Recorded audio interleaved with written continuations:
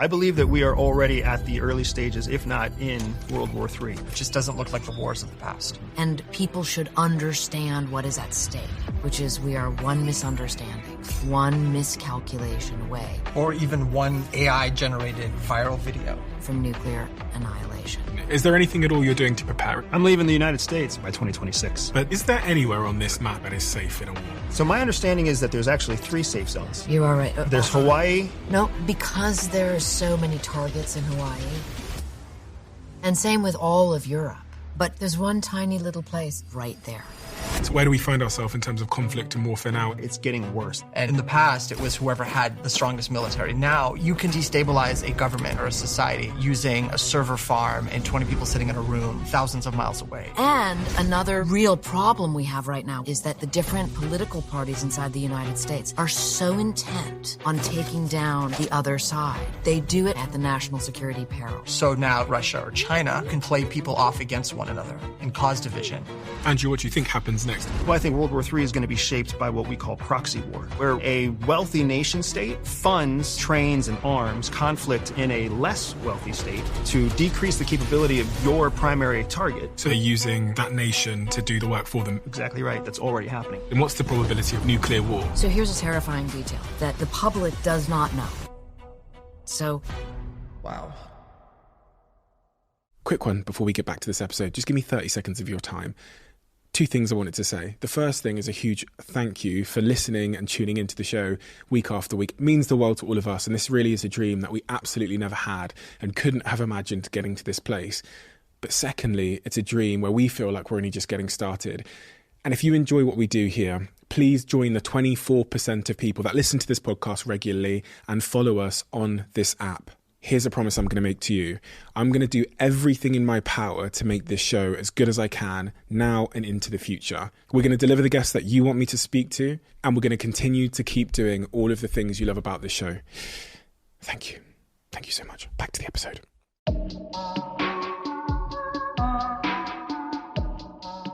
I invited you all here today because I intuitively feel like the world is changing before our eyes. And I think so many of us, if we're on social media or reading newspapers, can feel a sort of tension growing in society that is hard to understand if you're not an expert or you're not connected to these subjects in some way. I looked at some stats before this conversation that kind of support this feeling that I've intuitively had. And it shows that conflict zones across the world have increased by 66% in the last 3 years. In December 2024, the American think tank Atlantic Council asked about 400 global strategists about their thoughts about what's going on in the world. And 65% think that China will invade Taiwan by force within 10 years. About 40% think there'll be a world war in the next 10 years. About 50% think nuclear weapons will be used in the next 10 years. About 45% think Russia and NATO will fight directly. When we look at sort of spending and what's happening there's been a huge jump in military spending. There's now 300,000 NATO troops around the world that are on 30-day high alert readiness. 59 states have erupted in war since 2023, which is the greatest number logged in any year since 1946. And world military spending is up by about 10% year over year, which is the highest sum ever recorded by SIPR, making it a full decade of uninterrupted growth in military spending.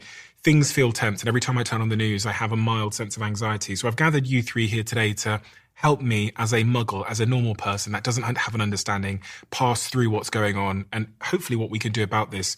Benjamin, to start with you, introductions. What's your context and what's the perspective experience you bring to this conversation? I was born in Iran in 1977. I came to the United States as a refugee under a program that President Carter allowed for Iranians fleeing religious and political persecution. My family came here on that basis. And I basically spent the next 40 some odd years trying to understand why I come from part of the world that seems to be in sort of continuous conflict and turmoil, and exactly what can be understood about the forces that brought me here. I'm incredibly grateful to be here, and what can be done to basically change, or at least better understand it, to pave a way for change and progress in the future. What age did you leave Iran, and what was the environment like when you left? I was just under 3 years old, and it was a few months after. So the Shah had left in December of 79, and then we left a few months after that, around March. Khomeini had just arrived from Paris on a flight in February, basically taking control. And there was still a lot of anarchy and chaos as to exactly what the new regime would look like, what the government would look like. But my parents began to see that there were there were definitely mass arrests, there were protests, there were things that were happening that looked like those who were loyal to the monarchy would be targeted, which is, my family was monarchists. Annie, same question to you. What is the experience context that you bring to this conversation? I am an author, a journalist, and I write about war and weapons, U.S. national security and secrets. And I'm interested in looking at the very sort of minutia of weapons and weapon systems and the people who use them. I've written 7 books, and all of them deal with war and weapons, and all of them deal with the Pentagon and the CIA specifically. So all of my sources come from those organizations, the military and the intelligence community. And your last book we talked about last time you came on to this show. What is your last book about, and what sort of journey did you go on to gather the information for that? So my most recent book is called Nuclear War, A Scenario. And in that book, I take the reader from nuclear launch to nuclear winter, which happens in a period of 72 minutes. And I interview presidential advisors, secretaries of defense, nuclear subforce commander, et cetera, people who are very close to the chain of command, people who have rehearsed making these decisions if they need to be made. And what I learned terrified me. And from the book has been out for over a year now, still in hardback. People are reading it in 28 countries around the world.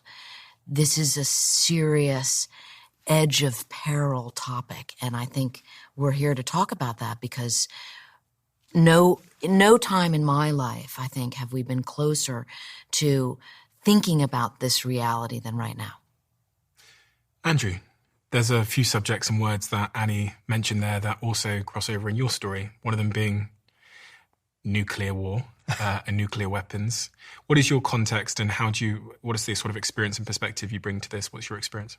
Yeah, I am a former clandestine CIA intelligence officer, also a decorated wartime veteran from the United States Air Force during our wars in Iraq and Afghanistan. I've lived in this world that we're talking about, this world of conflict, the world of nuclear threats, the world of developing nations and political and military force as a tool to shape democracy, to shape diplomacy. And I'm very excited to get into this topic because I think there are certain areas here that are misunderstood, areas that are over-dramatized, and then areas that are not being spoken about that are very relevant and very compelling. Wasn't there a period of your life where you were underground and part of that sort of nuclear chain of command that Annie described? Absolutely. That's where my career started, actually, was with the ICBM, the Intercontinental Ballistic Missile Forces of the United States Air Force, overseeing Minuteman III missiles in Montana, armed with 10 nuclear warheads each, understanding the military doctrine, the strategies, the policies for how to execute. So you were underground with a physical nuclear key? Correct. Around my neck. And there are, even as we have this conversation now, there are hundreds of U.S. soldiers, hundreds of Russian soldiers that are in very similar positions, and they're not much older than a high school graduate right now. Many people think we're on the cusp of World War III, but I think you've said in the past that you actually think World War III has already begun in some context. Yeah, correct. I believe that we are already at the early stages, if not in World War III. The problem is that people seem to think that World War III is going to emulate World War II. The deployment of nuclear technology and nuclear weapons now would look completely different than the deployment of nuclear weapons looked in World War II, if only because we have 9 nuclear-capable countries right now. Not to mention the fact that we have a completely different information landscape. We have a completely different political landscape. We have a whole different landscape for alliances and for treaties. The world is very, very different than it was when World War II broke out. So you think we're in World War III now, or the early innings of that? And I think World War III is going to be shaped by what we call proxy war. What is proxy warfare? Proxy warfare is when a wealthy nation state funds and trains and arms conflict in a less wealthy state where there's usually some sort of civil disturbance or civil fight that's already happening. Much of what we've seen in the last 10 years is proxy warfare. Libya, Syria, Yemen. People argue that what we saw, even Afghanistan, Iraq, where the U.S. was involved, was proxy warfare. Israel and Iran, is model proxy warfare. Russia and Ukraine are also models for proxy warfare. So there's someone else funding it, and they're using that nation to do the work for them, essentially. Exactly right. You use a intermediate nation that's still developing to decrease the capability of your primary target, while you yourself conserve your own troops, your own weapons, and your own civilians against harm. Benjamin, what's your take on that in terms of us being at the start of the precipice of a world war and it looking like a sort of a different set of weapons, a different way that we'll fight each other, and the internet and digital warfare being a part of that?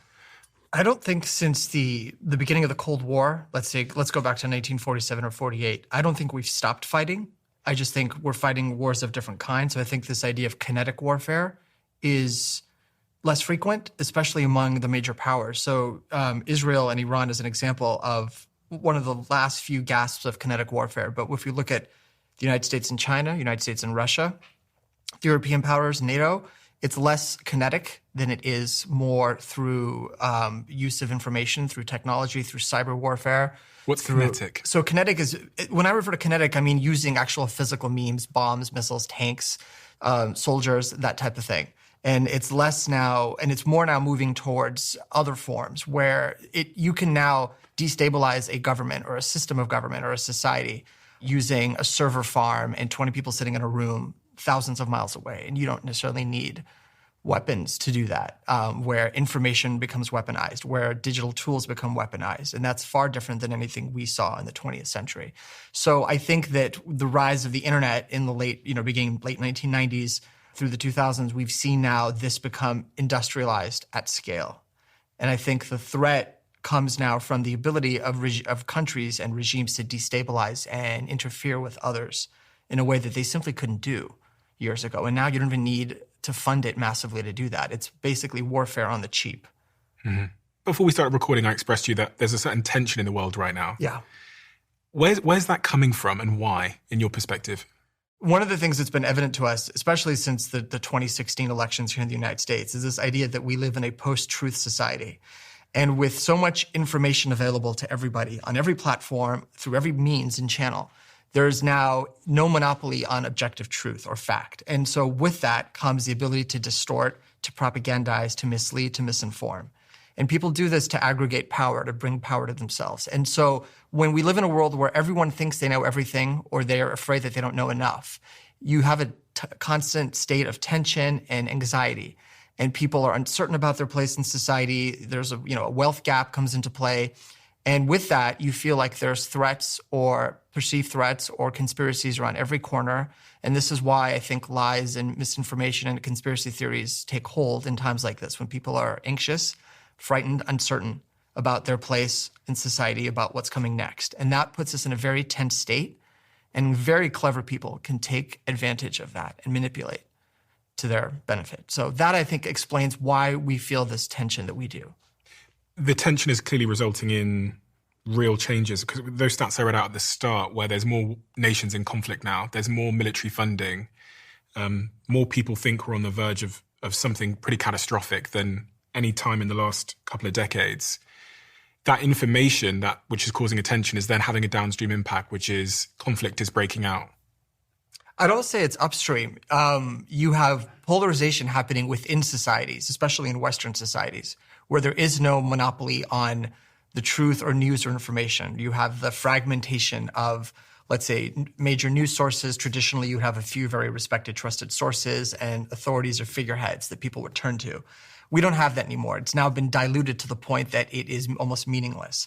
And so you see the social media has contributed to this. And so with that, these divisions, these schisms in society have made major industrial powers like the United States, like let's say the Europeans, more vulnerable to manipulation than ever before. So now if you're an adversary like Russia or China, Iran, North Korea, you can take advantage of the ability to tap into this polarization and play people off against one another, cause division. And that destabilizes democratic societies. And then that in turn enables these countries like Russia and China and others to have more leverage and more influence in the developing world. in the past, it was whoever had the strongest military. Now, you don't necessarily need the strongest military to do it.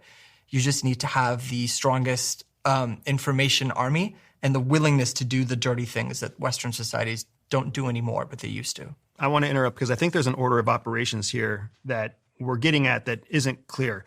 I would argue that ignorance starts the foundation for the polarization that is then capitalized on through this information warfare landscape. So I say that because I think it's important for us to understand that your statistics are relevant and correct. Those statistics don't come first, they come after. The ignorance kind of comes first, the willing blindness to what's happening in the world, the willingness to just focus in on what your tasks are or what entertains you and let the rest of the world kind of do whatever it's going to do. It's that choice first that then leads to other countries finding an opportunity to manipulate the masses that are no longer informed as to what's happening outside of their world. I don't want to speak for you, but that's kind of how CIA handles clandestine operations when it comes to information security operations, is understanding we're not trying to make an audience ignorant. We're finding an ignorant audience and then giving them messaging to get them to take action. The difference is, so I would maintain, we've always been ignorant. The difference is now you can actually do something with that ignorance and manipulate it at scale that you couldn't before.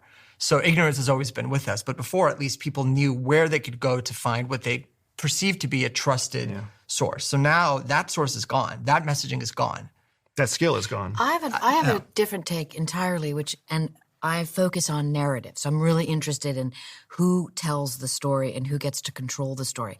And what I watch happening a lot is that the story is controlled for a while and then it gets hijacked over and it's someone else's story. So it's like the end of the spectrum of what you're both saying. And you have the agency working really hard to grab it back. You've got the White House saying, we need to get our stakeholder press, and it's this. So you're running essentially like a kinetic war, a proxy war, and an information war at the same time. And I think that the information is what drives most of this conflict, which is why it's so interesting to me to speak to diplomats, the only people not at this table, right, that are like, because then that's only where I see the hope of kind of like take it down, because there's an ease that needs to happen when you can move the people from trust to paranoia. I love that you mentioned diplomacy and diplomats. So I teach courses on diplomacy, and one of the things I've seen emerge in the last few years is this dichotomy between private diplomacy, which is what we were used to when we studied the Cold War and post-Cold War conflicts, and now we have public diplomacy. Almost all diplomacy, take the Iran-Israel war, the 12-day war, as Trump calls it. How much of that war was conducted via social media? This is now, so you have this public-facing diplomacy where you have, during wartime, leaders, their representatives, their proxies, conveying messaging both to their enemies, to their allies, and to a supposedly neutral audience, all through social media, right? So it is not so much the nuclear age, but the age of the algorithm and how that amplifies diplomacy in a way that never, ever existed. And so this is, I think, this lends to that dilution that then others can take advantage of. Because at the end of the day, if you want to threaten a country or you want to garner support, how you articulate that via social media, whether you use all caps, whether you use images, memes, all of these things play into how effective that is. And you see that most on TikTok, and when after the October 2023 Hamas attacks against Israel, the information warfare between the two sides and how it played out on college campuses. I was at a big one where a lot of that was taking place at UCLA, and how that played out on social media, and even among high school kids who I talk to, and their understanding of conflict is now shaped by what TikTok, which is partially controlled by the Chinese government, feeds them and chooses to feed them and amplify. So here's a specific example which might be helpful to what you're saying. With the 12-day war recently, I think the White House wanted that to just be a bombing run. You can correct me if I'm wrong. Just a bombing run. We're going to go, we're so power. It was about power. It was about precision. Take it out. And it was the press that wrote, America enters the war. Yeah. And that is a major headline. And that probably made the White House deeply upset because they don't want to be seen as entering into a war. And so I think another real problem we have right now with all of this tension ratcheting up is how angry, and I'm just talking about America now, the political sides are at one another, that to my eye, because I'm an apolitical writer, no one has any idea what my politics are. I write about war and weapons neutrally. But I can observe, and it seems to me like the different warring political parties inside the United States are so intent on taking down the other side. They do it, from my eye, at the national security peril. In other words, a headline against Trump is better for them than U.S. national security or world security. I'm curious what you think. Well, I think we're all saying something that's derivations of the same thing, versions of the same thing, right?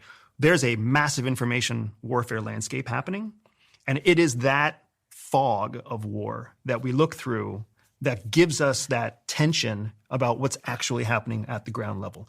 If you think about conflict as being what humans will do to each other, there's layers on top of that create this distortion of what you can expect.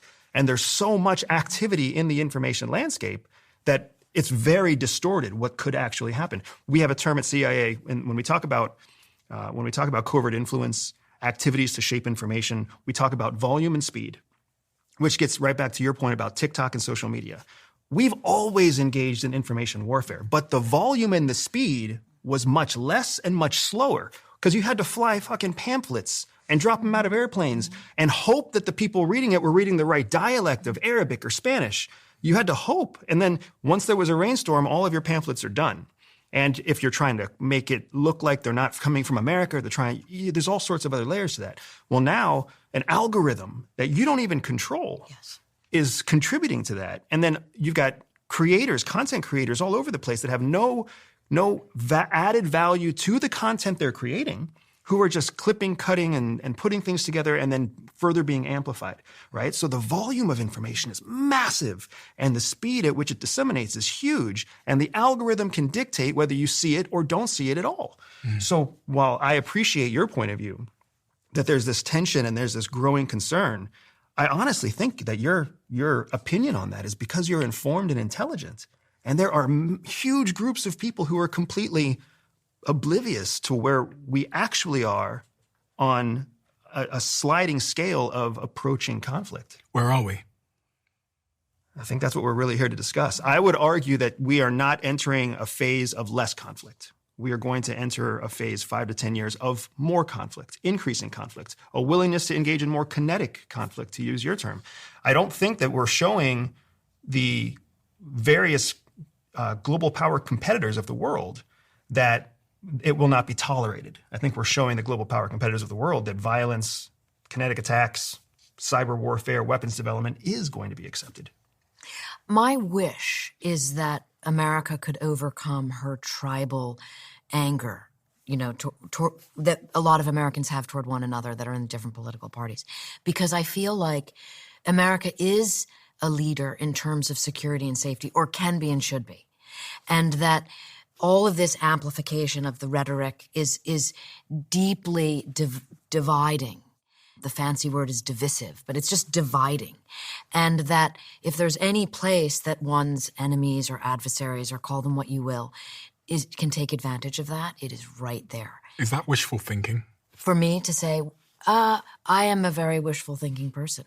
I mean, I write about the grimmest, darkest subjects imaginable, with a smile on my face, because I just am naturally, I'm naturally optimistic. I'm the mother of 2, college-age boys. Of course I'm going to be optimistic.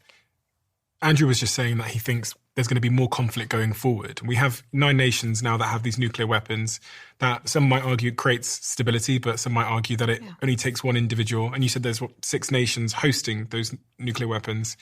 I don't know. Sometimes I think, gosh, you only need one miscommunication or one mistake from one person who is, not doing too well mentally or having a bad day. That's kind of how I think about it. And I'm like, probabilistically, if you just stretch it out, some point that's going to happen. Some point that's going to happen. Well, you're absolutely right. And that is why, it'll be interesting if we maybe talk about around just from the, specifics about what happened and, why that is or is not important. Because I, just having looked at nuclear weapons so microscopically recently, I believe that existential threat, the global catastrophic risk of a nuclear, of a flame that starts that movement toward a nuclear use, is a sort of line that must never be crossed. And so while all war is terrible, there is always a solution on the other side of the war. Peace can be made, but not with nuclear. And so that, I look at things right now through that lens, which is how I saw the most recent bombing. You mentioned, Andrew, talked about Israel and Iran being a proxy war. So that kind of piqued my interest. I almost reflexively want to disagree, but I want to hear more about why you think so I can better understand proxy conflict from that angle. Yeah, well, the way I see it, Israel is ratcheting up its aggression against proxies that Iran has been using to threaten it for decades. Right. But Israel is also dependent on American weapons to do that. It's also dependent on American intelligence to do that. It's dependent on American support financially and economically. So it needs America to wage its conflict moving forward. If America were to say, Israel, we don't support you, then Israel would take a different approach without a doubt. So the funding, the support, the intelligence flow, the economic support coming from the United States is what empowers Israel to prosecute its conflict. Without that support, Israel would take a different approach to the conflict. But then proxy would imply that Israel's acting as an agent or at the behest of the United States. So the United States, rather than getting involved directly with Iran up until last week, operates through another entity. That's the misunderstanding about proxy war. You're looking first for some sort of conflict that already exists. The conflict between Israel and Iran already exists. The proxy then, the proxy relationship happens when an outsider, a third party, comes in and exacerbates the conflict by putting more fuel on an existing fire. It's not that Israel is the agent of the United States. It's that Israel already wants to prosecute some sort of conflict. We come in and we're essentially the fuel to help exacerbate that fire. So who's the proxy in this conflict? Israel. Okay. Israel's the proxy for the United States, who wants to diminish Iran in the same way that Israel wants to diminish Iran. This specific conflict is so fascinating because every fucking buddy wants Israel to degrade Iran. Saudi Arabia wants that. Mm-hmm. The United States wants that. All of the European Union wants that. Israel wants that. Everybody wants to see a degraded Iran. So Israel, especially after what it's been doing in Gaza and the humanitarian crisis in Gaza, Israel's desperate for anything it can do to win back favor for the Abraham Accords, as a democratic country, you name it. It's looking for an option, and Iran is a very convenient option for them to build back relationships that they've killed along with the attacks in Gaza. If the reasons are different, does that still make one a proxy of the other? So Israel's objections to Iran, and it's the reason it sees Iran as a adversary, might differ from the United States. There's a Venn diagram, there's some overlap, but there's also a tremendous amount that doesn't overlap. Right. Same thing with the Saudis, the Gulf states, other regional states that see Iran as a threat. They see it for different reasons. Does that still, and I'm not saying you're wrong, I'm just trying to understand, does that still make them a proxy if their motives are different? I would say yes, because it's not about the parts of the Venn diagram that don't overlap. It's about the parts that do. It's about the convenience of Israeli citizens dying, Israeli soldiers dying, Israeli weapons being spent. That's the benefit of a proxy conflict. It's not American citizens who are at risk. It's not American soldiers who are dying. It's not American weapons that are being spent. We get to build our surplus. And if anything, we get to build extra and sell it to Israel, which is benefiting our economy. So this is the uncomfortable truth behind proxy war is it's all the benefits of a wartime environment without any of the risks. But then what also happens, and you can look at Vietnam as a great example, is the proxy wars that are supposed to be low cost for the United States end up blowing up into being a disaster for the United States. So I think of Vietnam, I think classic proxy war, Yes. right? Right. Khrushchev gave that speech, I think 1963, whenever it was, about wars of national liberation, and that they would be fought in what was then called the Third World. Yeah. Vietnam being a classic case. There I see absolutely, right? First you had the French, in French Indochina, and then the United States bailing the French out. Arguably, the French were maybe a proxy for U.S. interests. They were part of that firewall that were keeping the dominoes from falling. But again, I'm trying to understand the Israel-United States proxy angle here. And that's a unique definition of proxy, I guess. Okay, so I'll give you an example. Go ahead. Butt in with an example. Yeah. You tell me if this is right or wrong. Yeah. So in a weird way, the Iraq War was a proxy war for the same reason. The Iraq War, the 2000, George 2000... Bush and Dick Cheney's Iraq War. Right. We're trying to weaken Iran. You think the Iraq War was an attempt to weaken Iran? I mean, you pipe in here, but that's how it started. That was the original intention. And the deep, tragic irony is what we have now, which is Iran is running around. Why does the United States want to weaken Iran? The United States Because of what happened to your family in 1979. But why? But why does it? What's the beef the U.S. has with Iran? Because they had our hostages for 400 and something days in 1979, and we will not let that go until that is, How is that? What does justice look like? I'm not saying that's. Yeah. I'm I'm saying why are we at war with Iran, or not at war, but why are we at conflict with Iran? I mean, I think there's a lot of different valid answers for that. But where I would take this, especially to keep it really accessible to the layperson, right, is that the United States wants zero competition for being the single superpower in the world. It wants no competition for that. It wants to remain the single superpower everywhere, because being the single superpower gives your civilians, gives your population security, but it also means that you have the lion's share of all the resources in the world. And basic economics teaches us that all economics is based on resources. So Iran's goals to create a Shia state, to create a Shia crescent of power and influence across the Middle East, is in stark contrast to what would benefit the United States. What the United States wants is to maintain a Sunni majority, because that's where the oil is coming from, is majoritively for the United States, Sunni, wealthy, Khaliji states. Even though Iran's the second largest. Not for the United States. Yeah, not for the United States. But it was, right? During the United States' greatest period of prosperity, it was a bipolar world. So unipolarity is something we've had since the 90s onward. And yes, there's been tremendous success. But arguably, unipolarity has been destabilizing. What's unipolarity? Where you have one world power basically dominating, which has kind of been the case since the end of the Cold War. And now we've seen a rise of other sort of poles, maybe with China being one. But you had, during the entirety of the Cold War, it was a bipolar structure. You had the Soviets, you had the US. And they were dictating everything else on the chessboard that was the globe, right, in front of us. And arguably, since the end of the Cold War, the unipolar system has not been very stable. You could say that, I think the stats you cited, the number of conflicts have almost increased since that time. What's the takeaway from that? What do you guys think? I mean, this is where I think academics and reality butt heads. Okay. Because academically, I agree with you. Okay. And on principle, I agree with you. Okay. The world could be better if it was multipolar. If we had a strong Europe and we had a strong country in China and we had a country in Asia and we had a strong United States, and if we could find a way to cooperate effectively and collaborate without conflict, I mean, academically, all of that sounds wonderful. Oh, I don't pretend that it's going to be friendly or cooperative. I think you can have multipolar where you still have adversaries. Yeah. But the idea is that you're saying that countries seek to be unipolar. They seek to be global hegemons because that gives them what? No, countries don't do that.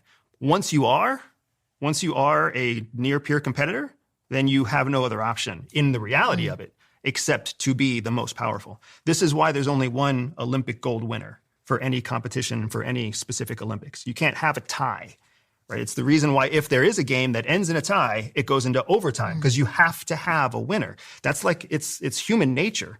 I have to know what my threat level is against you. So one of us has to be dominant and one of us has to not be, as it has to be second to our dominance. And we can have dominance in different areas, right? That's why when I'm a guest in your home, I follow your rules. When you're a guest in my home, you follow my rules.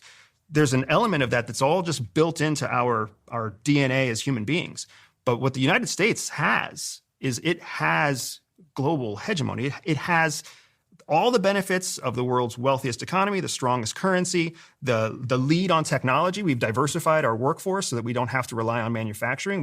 We literally make money off of ideas in the United States, whereas a place like China is doomed to try to have human beings who do things with their fingers to make money. So when you have that level of power, you become very focused on keeping that power. Talk to any wealthy person out there and they'll tell you the same thing. But war is a zero-sum game. The Olympics are a zero-sum game. Diplomacy implies that others can win. Not everyone can win equally, but multiple winners can emerge or multiple losers can emerge. We can all kind of share a spot in the podium. Two people can stand in the gold section. You can split it. You can have a team sport, right, where everyone's getting gold on that team if they win. How is that? Is that consistent with what? Culture. This is where culture starts to lay in. Yeah. And I would say that the United States is a zero-sum culture. I would say too. Okay. I don't think it's pretty, man. but I think it's the facts. I also think it's interesting when I hear you guys talk. It's like, you can imagine what it's like in the White House. Imagine the president, he's having some of his advisors tell him exactly this, like, the kind of big, we must dominate. And then you have his military advisors wanting specifics having to do with what their intentions are in their lane. And so I think it's what's interesting for, the layman, which I certainly am on some level, is that when you begin, the more information you get, this is like on the other side of that information is actually a great thing for all of us. Mm-hmm. You can begin to understand the context. Okay, wow, that's, Andrew said that, and that makes sense. Now, so I think then you start to see as an individual, and the world makes more sense to you. It's less threatening, like, what is going on? Oh my God, World War III is around the corner. But the President of the United States lives in his own, silo and has so much incredible power. This just, the longer I report on all of this, the more I am amazed at how powerful the President of the United States is. And if we look at the current president, how much more power is being absorbed there. And the idea of them being in their own silo, I mean... No pun intended, but pun intended. Absolutely. I mean, traditional political-focused, policy-driven presidents, they try to find a way to reduce the silo effect. Yeah. The current president has done the opposite. He's increased the insulation against expertise from people who have forged careers becoming experts in their field. Instead, he's surrounded himself with voices that are more interested in, who knows, media intentions, future political benefits, but they're not necessarily coming from an informed expertise like what we've seen in previous presidents. And that's where I think you use the word context. Absolutely, I think that's perfect to capture it. It's the context. So, content is what the three of us are discussing here. Context is what the cameras are recording, what editing is done afterwards, and then what gets disseminated beyond there. That is, in a broader scope, that is the algorithm, that is social media, that is basically restricting the context to whatever the owners of that content feel it needs to be. And that, I think, also contributes to this sort of unipolar zero-sum mindset. And because only one algorithm can win. You can't have competing algorithms. We're trying to have competing algorithms with China, and they're winning. 2 years ago, I designed a war game simulation for a group of retired military officials. And we had some prominent we had governors, senators, national security staff role-playing the White House Situation Room. And one of the things that was interesting was my job. I designed this game. It was meant to be, what if a second January 6th happened, but this time the insurrection comes from within the military. You have defections from the military, National Guard bases, isolated bases, right? Could the Pentagon be prepared for something like that? What would that look like? And the White House was staffed with this incredible social media team that was meant to sort of signal to the American people and to the president and to everyone else what's happening. And I had 4 people playing the Red Cell. The Red Cell consisted of basically trolls, provocateurs, who aren't necessarily committed to overthrowing, but just wanted to, to borrow. Interesting. They just wanted sort of the action. It's like borrowing what Heath Ledger said as the Joker. Some people just want to watch the world burn, right? He didn't say that, but it was from Batman, right? Yeah. And the havoc that 2 or 3 people in a bar were able to simulate or to create versus an entire White House apparatus staffed with experienced people. These are people who were on actual White House comms teams, who had the training. We had military folks who had worked in defense intelligence, and you had 2 or 3 trolls in their 20s, some were veterans, who were able to absolutely cause havoc. And so that is because the algorithm, and I designed the algorithm to amplify their stuff, and the White House could not keep up. That's fascinating. And that's terrifying. That is terrifying. That is where I think the warfare and the idea of World War III and conflict, that is how you get to zero sum. That is how you get to who emerges with the gold medal, I think. So to back to your point, the context, who controls that silo, who controls the mic, who controls the aperture is going to matter more. One of the things Donald Trump has shown us is how much of an economy of attention we really are in. Mm-hmm. And just like having the most money makes you wealthy in a fiscal economy, having the most attention makes you very wealthy in an attention economy. And here's a man who, even when he wasn't president, was in the headlines every day. So I think that the unpredictability of what he's going to do moving forward doesn't bring us closer to peace. It doesn't bring us closer to proper communications. You mentioned, are we one miscommunication away? If we are, then we are in a very dire place because there is a lot of miscommunication happening. Well, I've read the stories through history of miscommunications nearly resulting in nuclear war or some missile being launched. I mean, Annie, you've studied quite a few of those moments through history. I was listening to one the other day. I think it was a story of a Russian nuclear commander who saw something on the radar and he thought the US was striking. And for whatever reason, he decided to assume that it wasn't and reported back to his sort of overlords that it wasn't a nuclear strike and didn't press the button. But everything on his radar told him that the US had launched multiple missiles. Are you familiar with that particular story? Yeah. What is that He's story? called the man who saved the world. It was 1983, and he was in a bunker in Russia. Their sort of equivalent of, we have a similar a radar, a system that's looking at tracking satellite activity. And it was perceived that America had launched missiles from the Midwest, ICBMs. And you're absolutely right. I mean, you told the story perfectly. He decided not to raise the threat up the chain of command, which would have put the entire Soviet nuclear command and control on, massive alert. He just didn't do it. And it was interesting because he, was sort of really berated later by Russian command and control. But he got the moniker, the man who saved the world. There's a documentary about him that's definitely worth watching. And your point is what Secretary General of the United Nations, Antonio Guterres, said recently, which is we are one misunderstanding, one miscalculation away from nuclear annihilation. Or even one AI-generated viral video that goes, that the wrong person gets the wrong idea from. Imagine the Cuban Missile Crisis, how close we came. And imagine if you had generative AI content that made it look like the Soviets had deployed or fired a missile or anything to that effect. We saw during this Iran-Israel conflict, I mean, how many videos on X I saw that showed devastation in Tel Aviv or devastation in downtown Tehran. I mean, they were obviously fabricated and AI generated, but the extent to which these things were recirculated and spread, and then I saw sources who I would normally trust sort of amplified these, not knowing until someone else pointed out, wait a minute, that's, from a video game or that's generative AI.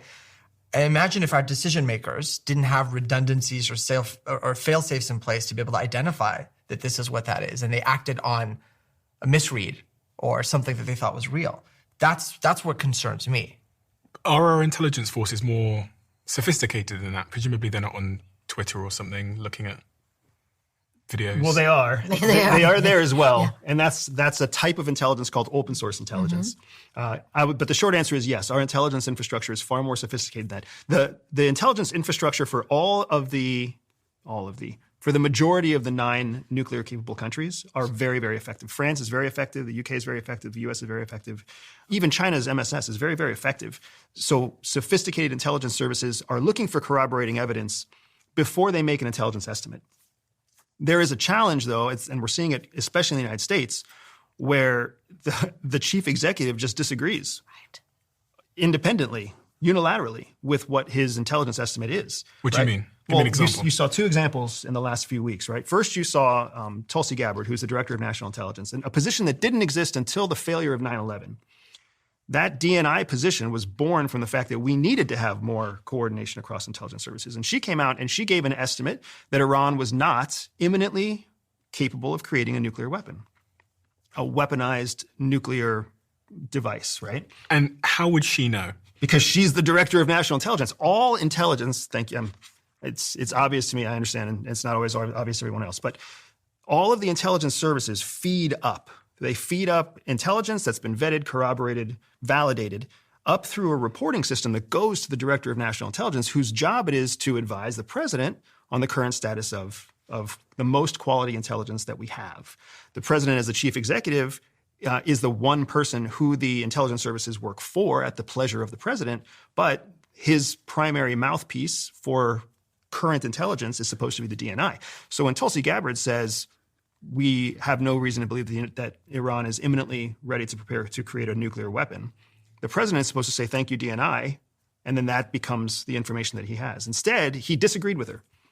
And then he said, that's not really what's happening. Not just disagreed, he shut her out. Correct. Shut her out of Senate briefings, intelligence briefings. She's been marginalized. And then she changed her opinion and came back. And I want to hear your disagreement. But then the second example I have is after the bombing raid of the 3 sites in Iran, the DIA, the Defense Intelligence Agency, which is charged with collecting military intelligence from foreign targets, came back and said that we may not have reached total obliteration, Mr. President. And again, he disagreed. And he's like, that's completely wrong, total obliteration.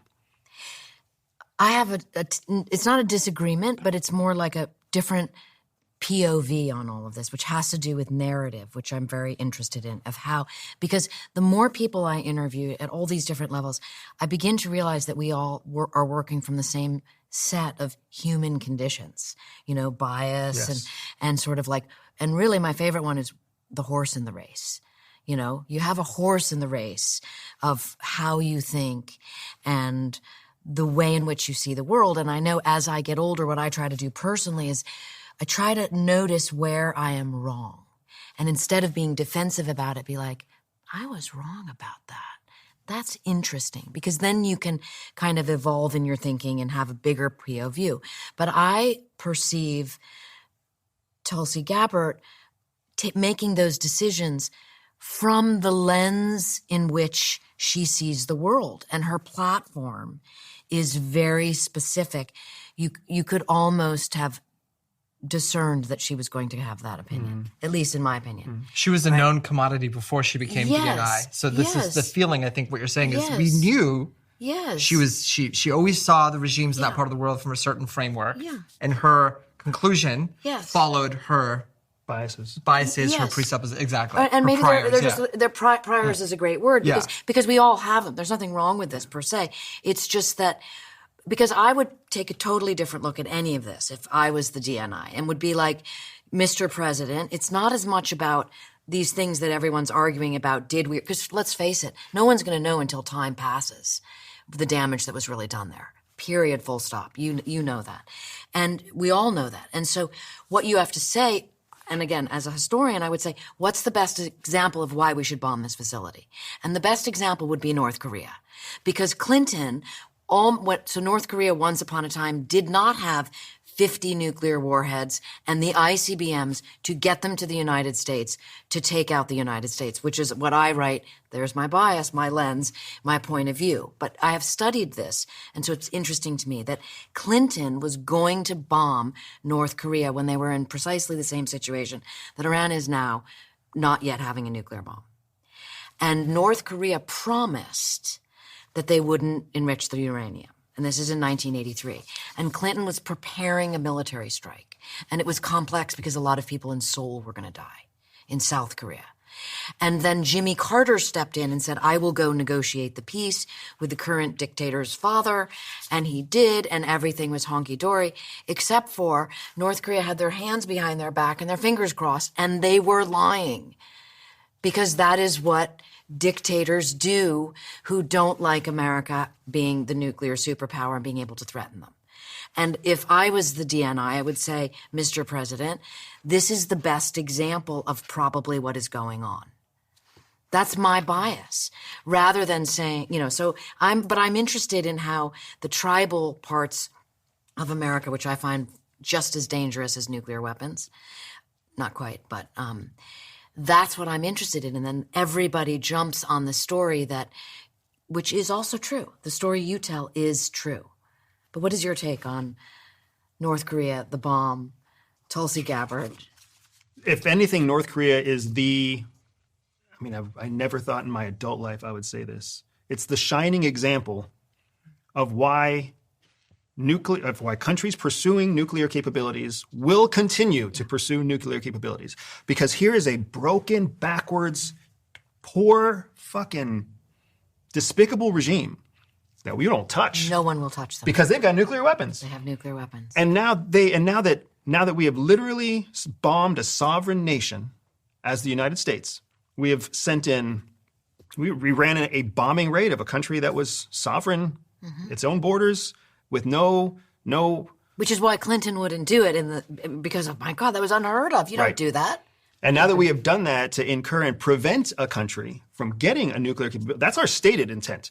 Now, our stated intent may be celebrated in most parts of this map, but to the Iranian people and to the people who are trying to climb up the social ladder through technology, the message they got is our borders are not going to be respected unless we have something like a weapon, a nuclear weapon that will keep people away. So now they have even more incentive to develop a nuclear weapon than they've ever had. Correct. Or they might go a different direction. They might say, look at what a 30-year policy pursuit of funding a nuclear program brought upon us. It brought upon us death and ruin. North Korea is a shining example of a failed state. The only reason that it hasn't basically toppled is because of the oppressive nature of the regime against its own people and against the outside world. Who wants to be North Korea? Iran does not want to be North Korea. It is a pariah state of all pariah states, isolated beyond belief, and a miserable place by all senses to want to live and exist unless you're part of the ruling hierarchy. So I would argue the Iranian people will look at this. The people, mind you, people are very different than people are different the regime. from the regime. The regime is about just self-survival. Wants to survive. So they're going to emulate North Korea. Except that 100%. Except that all they're going to do is sow the seeds to their own downfall internally. Because yes, nuclear weapons will shield you from the outside world. They will not protect you from within. Iranians are not North Koreans. That is where, they have demonstrated a willingness to die for rebellion. I'm not saying this generation's ready to do that, but, the only reason I'm in this country sitting here is because there was thousands of people that were willing to do that. They will do that again, presumably. So great, build your walls, isolate yourself from the world, protect yourself from the US, but you're not going to protect yourself from civil conflict and civil strife and tribalism. That will persist and it will amplify. Because, oppression, I think this is one of the great lines from the Andor show first season, right? Oppression requires constant effort. And that constant effort is bound to break at some point. It is a lot of work to keep your domestic population repressed. That is not sustainable in the long run. History has shown that. You can keep others out, but you can't. Except for North Korea. North Korea is the only exception, and the reason is because they've got a huge patron willing to prop them up. But for China, and to a lesser extent Russia, where would North Korea be? Iran doesn't have a savior. Iran hasn't had a savior, and it's not going to. It's not going to be Russia. I don't know that that's the case. I don't know that that's the case. Who would it be? Because right now there's an incentive across the Eastern Bloc to support Iran. Right now, China and Russia and North Korea, who were already becoming diplomatically and economically tied to Iran before this, have all the more reason to do so now. Except none of them stepped forward in ways that mattered in the last 3 weeks to do something. That we know of. Yeah. Putin gave a very disconcerting speech in St. Petersburg on June 20th, where he talked about the Russian scientists helping out Iran. And that I found to be an echo of kind of a threat and along the lines Correct. of what you're Don't make the mistake of thinking that there hasn't been support given just because we don't know about support given. There's quiet diplomatic channels, there's secret intelligence channels. I don't disagree. There's just foreign language channels. I don't disagree. I just don't think Iran is the hill that the Russians or Chinese will die on. No, for sure it's not. That's what I'm saying. At the end of the day, there is no NATO Article 5 equivalent where any of these countries in the Eastern Bloc will come to the defense of Iran's sovereignty. They simply won't. And now we go back to the conversation about proxy war, because Iran becomes a very convenient proxy for Russia and for China. But nothing is more important than Iran not having a nuclear weapon. Mohammed bin Salman himself said, if Iran gets the weapon, we, Saudi Arabia, will get a nuclear weapon. And that's I think that's a fantastic parallel to why the world doesn't want Iran to be nuclear capable, because a nuclear capable Iran would force the Sunni Khaliji states to develop nuclear weapons as well. And that's nuclear World War III right there. Or you don't even need to be nuclear capable, just be nuclear threshold. That's enough. That's what what if every country in the region became nuclear threshold? What does that mean? They're on the verge of weaponization, but they're not quite there. So in other words, uranium enrichment. So when you find uranium in the raw, it's very low enriched, like 2 to 3% of it is pure. You enrich it, you put it in centrifuges, you separate the parts you want from the parts you don't, you purify it. Up to 20% can be used for energy or for medical uses. That's what the Nuclear Non-Proliferation Treaty allows every country except those who didn't sign it and the 5 great powers, right? Everyone else, you can have energy enrichment, uranium enrichment, up to that 20% threshold. Iran went beyond that. went up to 60%. When you go beyond 20, you're entering into weapons territory. Weapons territory, you have to get to the 90% range, right? Clean weapons. Clean weapons. But anything between 20 to 90 gets you a dirty bomb, a radioactive dirty bomb. And so Iran went there and said, well, we're not quite at the 90% weaponization yet, but why? But they exceeded 20. Every other country could arguably do the same thing. They could say, we're not going to build a bomb, but we're going to come very close, where if we feel that we need to do it in a matter of weeks, days, months, we could quickly do it if we think there's a threat.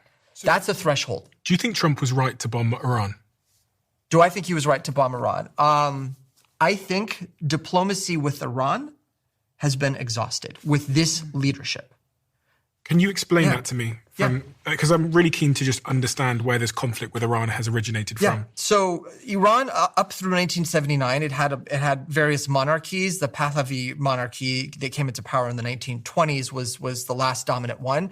And it had built, at least through the Cold War, a close relationship with the West, specifically the United States. Iran served as one of the two pillars of U.S. power in the Middle East, the Saudis being the other. This is before Israel became important to the United States national security system. And so Iran and the Saudis represented really a projection of U.S. power in the Middle East. With the revolution of 79, that went away. We supported the Shah and absolutely. And you tell it better. Yeah, absolutely. Right. So the United States and the Shah, the king of Iran, were extremely close. I mean, this peaked under Richard Nixon and Kissinger's time. And as a result, the Shah became very, very wealthy, looked to rapidly modernize the country. But what he didn't do, Iran experienced tremendous economic growth, but not political growth to match it. So what happens when a country becomes wealthy and becomes more modernized, becomes more European, which is what the Shah was trying to do, the people wanted other things that Europe had. They wanted free elections. They wanted free press. They wanted freedom of assembly, right? They wanted democracy to go with their dishwashers. Mm-hmm. The thing is the Shah said, I will give you all of the trappings of modernity, high rises, air conditioning, indoor plumbing, dishwashers, electric appliances. But this democracy that you want, that's pushing it too far. So you had this rapid economic growth, this uneven political growth, and there the seeds of revolution were planted. The people were unhappy, and they said, wait a minute, why can't we have the other things to go with this growth? So the revolution happened with a bunch of different forces coming to play, not just the Islamists, but the Islamists were the ones that dominated at the end, and they cleared everyone out. They killed them, basically, marginalized them. And they have three pillars they stand on. Three, like if you want to call it their mission statement. Number one is independence from the West. This Iranian regime believes no more dependence on the West like the Shah did. Number two is the destruction of Israel or hostility to Israel. That is fundamental. Why? Because they see Israel as an outpost of American power and arguably not colonialism, but they see Israel as a projection of U.S. power. They also see in their attempt to go to pillar number three, which is exporting the revolution to other Muslim Shia countries, they see Israel as getting in the way because it represents this non-Muslim entity in an otherwise Islamic part of the world. So it's inconsistent with their goal of expanding the Islamic revolution. You can't do that when Israel is literally in the way. Mm-hmm. So it has to go, or it has to be diminished. And they've said that. Oh yeah, this is Khomeini, the founder of the republic. These are his three principles. So you have these three principles. You take any one of them away, the whole edifice, the whole thing falls down. It's like a tripod. Break one of its legs, it doesn't have enough to stand on. So diplomacy with the U.S. means ending hostilities with the West, and it means acknowledging Israel in some way. This government cannot do that. Otherwise, it loses all credibility. It spent 40 plus years saying, these are the things we stand for. If they all of a sudden abandon those principles, they're going to have no credibility with their public. Then why should they still be in power? Mm-hmm. It's not because the public wants hostility with Iran and Israel. The public wants relations.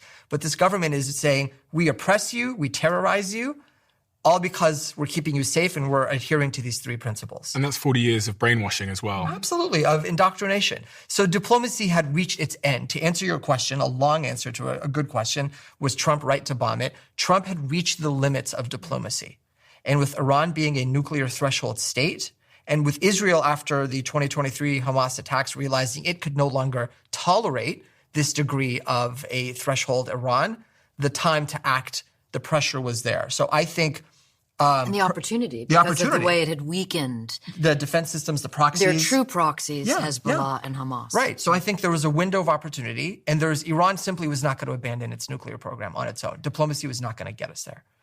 They don't want to. It gives them too much leverage. And it's never going to abandon its nuclear program. Yeah. I've learned to not say never anymore in But with a regime change, I think that's a different story. But in the existing regime, the regime will keep itself in power. That's my point about that's the analogy to North Korea. We all kind of agree on is that, their perception is if we have a nuclear weapon, then the West really can't mess with us. And you mentioned something else I liked. You said that, I think when you were saying if in the role of the DNI or the president, you get information, you were wrong. Okay, you have to reassess. Our leaders, and this goes back to sort of the topic of this book I'm working on, our male leaders especially suffer from cognitive dissonance, right? Cognitive dissonance is when you have a set of beliefs and you get information that is inconsistent with your beliefs. That makes all humans incredibly uncomfortable, all right? What do you do with that? Well, there's multiple ways that we psychologically try to neutralize that. One of them is you change your view. You say, you know what, I was wrong. This is the correct way to see things. Most people won't do that. That's embarrassing. Most men won't do that. Most men in positions of power absolutely won't do that. If they admit that they're wrong, then what does that say, right? So instead, they double down, they reinforce, they become stubborn, and they end up then, in order to justify that, have to act aggressively. Mm-hmm. So we suffer from basically men in positions of... It's the I'm right problem. Exactly. Right? I told you so. Exactly. Yeah. So you have to reinforce your false belief, because if you don't, it means you were wrong. Yeah. Mm-hmm. And if you're Donald Trump, if you're Khamenei, if you're Benjamin Netanyahu and you were wrong, how bad does that look? You're out. Your credibility is gone in this culture that we're in, right? So that leads to the other problem, the cognitive dissonance that these world leaders can't seem to handle. Do you think we were right to strike Iran? I think that we did the right thing at the wrong time. And I will say that because the President of the United States is the President of the United States. He's earned the seat. We wanted him there. We voted for it. He gets to do whatever he wants.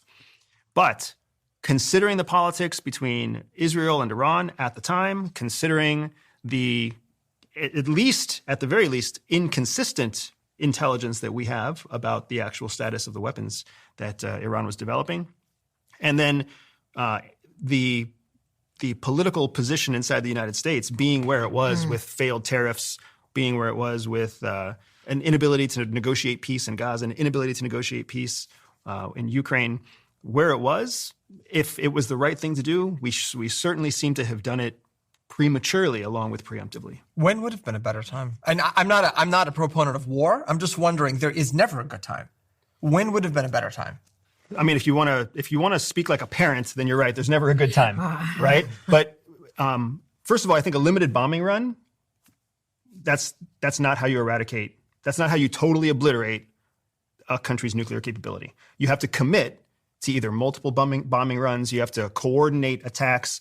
And in this particular instance, Israel made an offer to the United States. It said, hey, we would like for you to come in and use your bunker buster bomb, this technology that only you have. But if you don't, we have other options. I would have loved to have been like, let's see those other options. Yeah. Let's see how far you can take this on your own, because you're the one, Israel, that has an existential threat from Iran. You're the one who's dealing with and had phenomenal success with the proxies in your area, in your region. And we are the country that currently can continue to say that we don't violate sovereign borders for now, right? We obviously invaded Iraq, we invaded Afghanistan. We've had our history with this, and we've had our history of breaking international law. And we always have the option to stop, bombing across borders. But instead of waiting, instead of letting Israel kind of exhaust all of their options, we went in. And why? And did we go in because it was in our best interest? Or did we go in because it was somebody else's Venn diagram bigger benefit and our Venn diagram smaller benefit? I have a theory about that. But first, I want to ask you a question about your subject, matter expertise, which is when you said, let's see Israel play out some of the other options, because... And I'm talking about the covert action that they had planned, because the leaked tapes that were on the Washington Post, Israel's covert action teams, that was pretty stunning to me. Absolutely. And I think it's best if you explain maybe what we're talking about, because I'm as close to you as the vein on your neck. Absolutely. Right? So one of the things that we're seeing in the headlines now and in the near future for sure is going to continue to be this ousting, this collection of suspected spies within Iran. Because now Iran has been a Swiss cheese of spies, of Mossad agents, informants for Mossad inside of Iran. What's Mossad? Mossad is the Israeli External Intelligence Collection Service. Their version of the CIA. Yeah. Okay, so the Israeli CIA. The Israeli CIA, correct. One of the major differences between Mossad and CIA is that Mossad is essentially exclusively focused on one major enemy to Israel, and that's Iran. So almost 100% of their effort goes into protecting against this one existential threat, where the United States CIA is collecting on everybody, right? So with that kind of intelligence focus, plus the budget that Israel has, plus its partnerships with the West and the technology that it can collect from the West, it has a far superior intelligence advantage over Iran. So Cutting in for a second here, these are the trigger.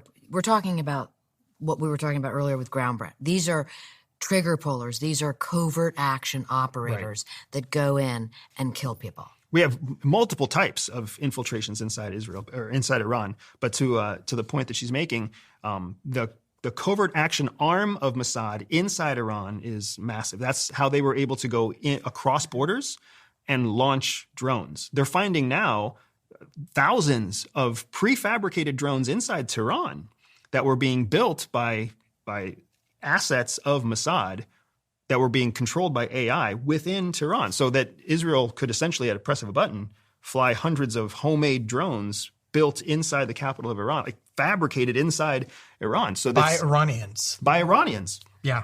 So I mean, the level of deception and sort of paranoia that comes with all of this territory is shocking and stunning. And correct. And Iran has suspected this for a long time, has known that it exists, but maybe never to what extent, because it wasn't a imminent threat. It wasn't an imminent concern. And then it became one with this run, with this series of activities against Iran. I was reading about the pages the other day. Mm-hmm. I had no idea. I'd kind of seen something on my feed, but I thought I'd research it.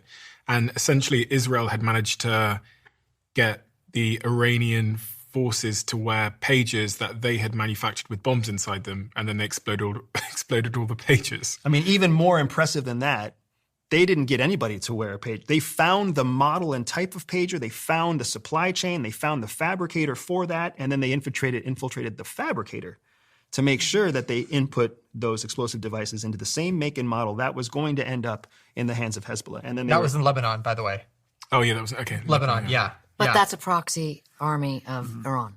The other thing I want to point out is Western intelligence, the CIA especially, completely missed 1979. Yes. It's one of its biggest failures in the modern era. The United States and other Western agencies, even Israel, are notoriously ineffective when it comes to, I think, fully understanding what's happening in Iran. What the Israelis accomplished with their Mossad agents is remarkable, but in terms of the sentiment, the mood on the street, and the people's appetite for this group or that entity, for whatever reason, maybe you can shed light on this. I am trying to understand why the United States has such a poor history of understanding, going all the way back to the 53 coup is a classic case. Yeah. Even MI6 doesn't get it right. How is it that they're so bad at this there, but they can seem to do it everywhere else? You can't expect any intelligence organization, you can't expect any professional intelligence organization to be right 100% of the time. Intelligence this is something that people often misunderstand, right? Intelligence isn't when you know something to be true. When you know something to be true, it's a fact. Even if it's a secret that you know to be true, it's a fact. Intelligence is your estimation, your guess of what you don't know. Because if you knew it, it would be a fact. How does something like October 7th happen when there is so much intelligence in the region and there's these Mossad forces, there's the CIA? Was it hundreds of people stormed the border of Israel and did this brutal attack? Presumably they had intel that was going to happen.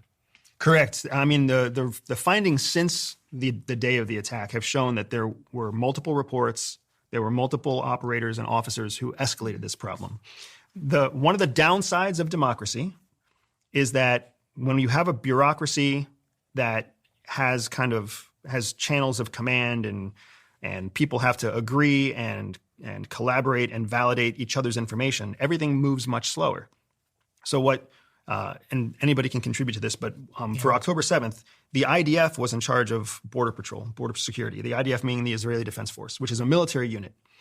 They were in charge of the location where the attack happened. And they saw evidence of rehearsals and practice attacks, and they saw an escalation of conflict. And they reported up through the bureaucratic chain of command. But somewhere in that chain of command, somebody saw it differently. Yeah, exactly. And then Shin Bet, which is essentially the FBI equivalent in Israel. Internal security, never got the complete accurate memo from IDF. And then Mossad's information on what may or may not be happening was obviously never part of the finished intelligence that did make it up to the policymakers. So there was evidence that was only really identified post-fact, which is exactly what happened with 9/11 too. There was information that was only identified after the fact. And I think it's also the good old cliche, hindsight is 20/20. Yeah. Applies in all of these situations, whether it's Pearl Harbor or 9/11. I mean, intelligence failures are what change the trajectory of history. But if you do interview a lot of CIA people, as I do, I often hear this, and it may or may not be true, which is, Annie, no one ever hears all the attacks we stopped. Yeah, of course. And then I say, well, tell me about them. They're still classified, So, I mean, that's why narrative is so interesting to me because, first of all, it feels personal because you can relate to it. Even if we can't relate to being in the White House, we can certainly relate to being stubborn about not wanting to change your opinion or, putting together a certain set of facts and saying, we all probably do this in our own home. Oh, this, therefore that. And then we're wrong. I've built companies from scratch and backed many more. And there's a blind spot that I keep seeing in early stage founders. They spend very little time thinking about HR. And it's not because they're reckless or they don't care. It's because they're obsessed with building their companies. And I can't fault them for that. At that stage, you're thinking about the product, how to attract new customers, how to grow your team, really how to survive. And HR slips down the list because it doesn't feel urgent. But sooner or later, it is. And when things get messy, tools like our sponsor today, JustWorks, go from being a nice to have to being a necessity. Something goes sideways and you find yourself having conversations you did not see coming. This is when you learn that HR really is the infrastructure of your company, and without it, things wobble. And JustWorks stops you learning this the hard way. It takes care of the stuff that would otherwise drain your energy and your time, automating payroll, health insurance benefits, and it gives your team human support at any hour. It grows with your small business from startup through to growth, even when you start hiring team members abroad. So if you want HR support that's there through the exciting times and the challenging times, head to justworks.com now. That's justworks.com. What happens next with Iran? With this whole tension, with they've said that there's this ceasefire, but it doesn't look like a great ceasefire. There's a crisis of legitimacy that this current Islamic government has to reckon with domestically. They have to now look at their people and say, okay, we basically failed to defend you. They're trying to spin that narrative, saying that they did defend the homeland, and they're trying to use nationalism as a sort of a salve, as a treatment to justify or to explain or to sort of wash over what happened. There's going to be new leaders. The supreme leader right now is frail. He's been frail. He's been on the verge of death for years now, setting aside attempts to kill him. And the crisis of succession, who comes next, is going to be now amplified much more, a greater sense of urgency. And then whether or not the next leaders of the Revolutionary Guard, which is sort of Iran's. So just to explain something, Iran has two militaries. There's the Iranian military that protects its borders and domestic security, oddly enough. And then there's the IRGC, the Islamic Revolutionary Guard Corps, which is protecting the revolution. The R in IRGC stands for revolution. The I does not stand for Iran, it stands for Islamic. In other words, they are protecting what happened in 79. They are not interested in the country. That's what the army does. The army protects the country. The IRGC protects the movement. And so the IRGC is the most powerful entity in Iran. And who their next generation of leaders or next level of leaders that rise up, what their views are they willing to cooperate with the rest? Are they going to double down on nuclear enrichment? Are they going to take things underground? Are they going to kick out the IAEA permanently? Are they going to pull out of the NPT? We don't know the answer to these questions.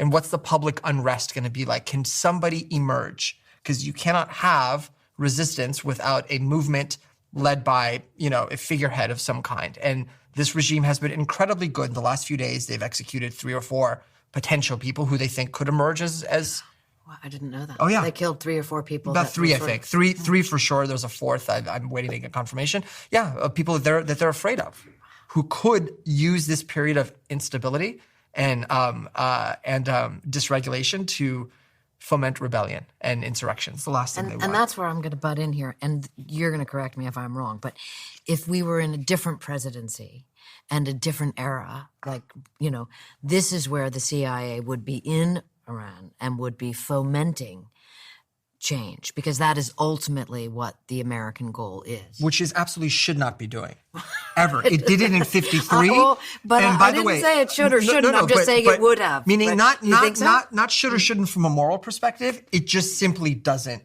It doesn't work. For this to have legitimacy for decades to come, it has to be organic, homegrown, free range, grass-fed. The agency can sometimes hide itself so dramatically that it's not even known it's there. Iran is we not. Want your opinion. Iran is, and again, I say this as a very proud Persian. Iran is different than I think other theaters of conflict where the CIA has operated. Iranian civilization and nationhood goes back thousands of years. It's very different. It does not take weld. It's not like Iraq, which is a fabricated state, didn't exist until 1917, 1918 after the Sykes-Picot Agreement, or, the modern Middle East is very different. So you want to meddle in the Middle East, fine. But Turkey, Egypt, Iran, these are nations that have existed for thousands of years. That's a game that the United States intelligence agencies, and I would add MI6, the UK, hasn't figured it out either. Andrew, what do you think happens next in this region? Are we going to reach peace? Are they going to form an alliance with the US? So I'm smart enough not to debate because I am largely ignorant on the political divisions and internal politics of Iran, and I know that CIA has very little idea of what's going on in Iran most of the time, also. And I am suspicious that a big part of why we went in at all was because Netanyahu and Israel said, here's the intelligence that we have. It's a very common game in the world of intelligence. If you have 80%, if you have 100% of knowledge, you're only going to share 20%. And you're going to share the 20% that benefits you. Do you think that's potentially what happened? I absolutely think that's what happened. So you think Netanyahu and Israel could have given selective intelligence to the United States to provoke them to get involved? That's it. It only makes sense. It's what a professional intelligence service would do. It's exactly what the United States does. And you don't think the U.S. knows that, though? They're only getting titrated amounts of information? No. I think even if they did know that, Netanyahu understands the Trump mentality of horse racing. That's right. And there's. The world of intelligence is a nasty, nasty game. We call it a gentleman's game, but it's not at all. It's a game of twisting people's distortions and cognitive dissonance and playing into biases and politics, and it's a nasty, nasty game. So what happens next? What I think we need to be prepared for is that nuclear weapons are not becoming less likely to be used. I think the traditional World War II nuclear weapon, the ICBM that's targeting a civilian population, that is less likely to be used. That is possibly full-on unlikely to be used. But a dirty bomb? What's that? A dirty bomb being a 60% enriched uranium deposit that's triggered through some kind of explosive device that's dropped off in a car trunk or dropped off in a suitcase. It doesn't have a weapon system. But it just radiates the air. You drive a truck in and you just explode because it's like a radioactive dirty bomb. Yeah. It causes like a radiation cloud to hover above a city or a small area. Yeah. Right. What about that's what terrorists would have. What about tactical nukes? And tactical nukes, I think, are also something that we're very likely to see. Since the end of World War II, what we've seen is an increased investment, not in intercontinental ballistic missile warfare, but in tactical nuclear warfare. Tactical nuclear warfare are warheads that are as small as 50 pounds. And those can sit on the end of a short distance rocket, a medium range rocket. They can be put in a backpack and put on a drone for all intents and purposes. And those tactical nukes have a very small contained explosion, but it's still a nuclear explosion. And the reason that tactical nukes are so valuable is because now you can use them against military targets. So I gotta take, can be used against, should never be said. Right? So that's my line in the sand. tactical nuclear weapons are no longer in the U.S. arsenal for precisely that reason, because they cannot be used, because the escalation to strategic nuclear weapons, which is one continent to the next, big systems, big delivery systems, is inevitable. But keep going. You're saying it's a slippery slope. It's not a slippery. It's a dividing line. You can't even enter into the slope. It's like if you get pushed off a cliff, there's no going back. It's not a slope, it's a cliff. So you're, in my understanding of nuclear war games, and everyone at the Pentagon knows that, no matter how nuclear war begins, it ends in total annihilation, which is why America no longer has tactical nuclear weapons in its arsenal. We used to.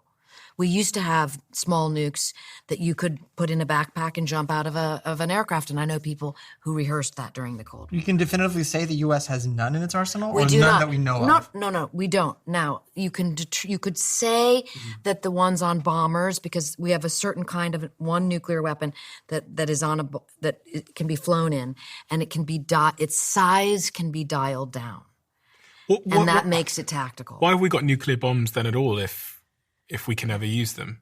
That's the fundamental. You're saying we can't have tactical nuclear bombs because if we would never use them, and if we did, the world's over, basically. So why do we have nuclear bombs? Because the same principle applies. Because you have nuclear bombs. We might as well have the tactical ones. Absolutely no, and I do believe that's one of the wise moves of the U.S. nuclear command and control. Because the tactical ones will lead to the big ones. 1,000%, not even 100%. But if that's true, then why have the big ones? Well, that's the bigger question, but our position on why we have nuclear weapons is one word. It's called deterrence. Yeah. We are going to deter you from using your nuclear weapons against us because we have an arsenal and you have an arsenal. It's this bizarre catch-22 paradox of why we can't get rid of nuclear weapons. We're now seeing where reality and policy butt heads. Because Annie's right, the policies on this are clear as mud. But they are stated and restated over and over again in order to get the American populace, the American people, to be able to stomach the fact that we have all these nuclear weapons, right? The fact that we put our nuclear weapons in 5 other countries around the world, right? Belgium is sitting there holding our nukes. Italy is holding our nukes. Making them a target. And giving them a nuclear weapon in their own border. Which they can't use, which they cannot use without the President of the United States authorizing it. So it's very precarious. But who would be able to use it if they wanted to? So here's every weapon is different. Every weapon is different. And I say this because the truth of nuclear weapons is far scarier than the average person understands, which is a big part of why I believe, like you, they will never get used at a strategic level because the people who actually handle the weapons, the people that you're talking to, they understand the devastating consequences of these weapons, but the layperson gets very, very confused sometimes. So a small warhead, let's just say 30 kilotons of explosive power, right, which is still twice what we dropped on Hiroshima. A small warhead does an immense amount of damage. It annihilates 10 square miles, let's say, of wherever it explodes, if it's a surface explosion. If it's an altitude explosion, it doesn't destroy really anything. It leaves an EMP footprint that short circuits wiring, right? EMP. And that can be a huge EMP, thank you. An EMP pulse that destroys everything beneath it. What is an EMP? An EMP is an electromagnetic pulse. It's a electrical discharge that comes from a nuclear detonation or other sources that infiltrates through technology, wiring, et cetera, and it shorts it or burns out the wiring. So you think of like a massive surge, like a massive power surge, yeah. Or you can detonate them underground, underwater to create natural effects. You can create earthquakes, you can create tsunamis, you can create vapor bubbles that are just destructive. So there's lots of different ways that you can use a weapon. But the thing that concerns me is that because the U.S. policy is so black and white as it's fed to the American population, it's that much more inviting for one of these other countries to use a nuclear weapon in a specific way to create chaos, to create a lack of clear acquisition. For example, if a small Russian nuke, which lives in Belarus, because Russia puts their nukes in Belarus, finds its way into Kiev and explodes in the back of a truck, who do you blame? Does the U.S. blame Russia? Does the U.S. blame Belarus? Does Russia take responsibility for it? Does Europe say that it's an attack from the Russians? What do you say? Because now you just had a nuke go off and the world's confused. And the same thing happens if China uses a tactical nuke to destroy in the ocean, in the South China Seas. If China uses a tactical nuke to blow up 5 Filipino ships, what is that? It was a small nuclear device that was used in a littoral situation that was only attacking, military forces that were quote unquote violating some sort of free space. What do you do there? That's not when you launch ICBMs. So what do you do? What happens there, Annie? That's the nightmare situation. I mean, attribution, or rather non-attribution of a nuclear weapon. Figuring out where it came from. Yes, when you don't, because if a strategic nuclear weapon is launched, an ICBM, we, the United States, knows precisely where it came from because we see it from our satellite systems in space in the first second after launch. So that is the fundamental of deterrence. Not only can you not launch at us, but we will know in 1 second and we will be back at you before yours even get to us. That's how that works. But what Andrew is saying is deeply troubling. And another reason to our conversation about why Iran should not have the bomb, or anyone for that matter, it's dangerous enough that you have 9 nuclear-armed nations who could, as you say, someone could in Belarus could wind up with something. That's incredibly dangerous, but you do not want anyone else into this mix. Including non-state actors, which would be Hezbollah, Hamas, the Houthis if you're Israel. The concern is not so much that Iran will use it, but Iran will provide it to a non-state entity that is not bound by any international law or rules of warfare. And Iran can claim deniability. And that's why President Trump bombed. That's why. So imagine Israel is one of the 9.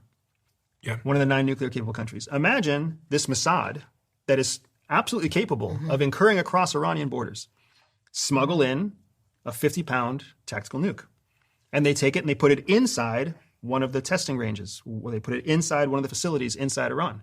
And then they put it on a timed detonator, and 13 hours later, it goes off. There's a nuclear explosion underground in Iran, in an Iranian facility. That we, in this simulation, we know it's triggered by Israeli covert action. But the whole world sees an explosion go off in Iran. So now the president wonders, did they just run a nuclear test? Iran raises their hand and say, we did not run a nuclear test. Somebody put a nuclear weapon in our territory. Who believes who? Right? What does Saudi Arabia believe? Well, shit, Iran has nuclear capability. We're nuclear threshold. Boom, let's get it going. Japan, nuclear threshold. They start getting their program going. How bad does it look for Iran if it admits that Israeli commandos or agents made their way into one of the most top secret facilities right under their nose? Right. So I have a curiosity, which you might know. You have some possible theory. Some sick curiosities. We should share a drink. No, this is like a terrifying one. Is that after October 7th, President Biden went to Israel himself. He did not send Blinken. Remember that? Mm-hmm. This was in That was hours. A big deal. That was a big deal. This is in hours. This was not a man who was, out playing football, okay? He goes to the heart of the battle zone. Why? My theory is that he said to Netanyahu, there's one line you may not cross. And if you cross it, we are not friends anymore, ever again. And that's the nuclear line. That is my theory. Whenever I've asked anyone, they just don't have an answer. Their lips get very pursed, and no one says anything, which leads me to believe that is precisely what happened. There's so much going on around this map that sits in front of us it all seems to be happening at once with, Russia and Ukraine, and you've got China and with Taiwan. You've now got the Middle East going off with Iran and Israel and everything happening in Gaza. It doesn't feel like this is going to go the other way. It doesn't feel like this is going to retract anytime soon. It's funny because when Trump got elected, he promised to end these wars. And under his reign, it seems like there's more wars popping up. And actually, a lot of this causes cover and distraction for other people to start, invading countries that they've got a problem with. And we talked a little bit about international law being violated and new precedences being set in terms of what you can do. We're now at a point where it's kind of okay to bomb a sovereign country. It's kind of okay just to roll across the border and just take what you want.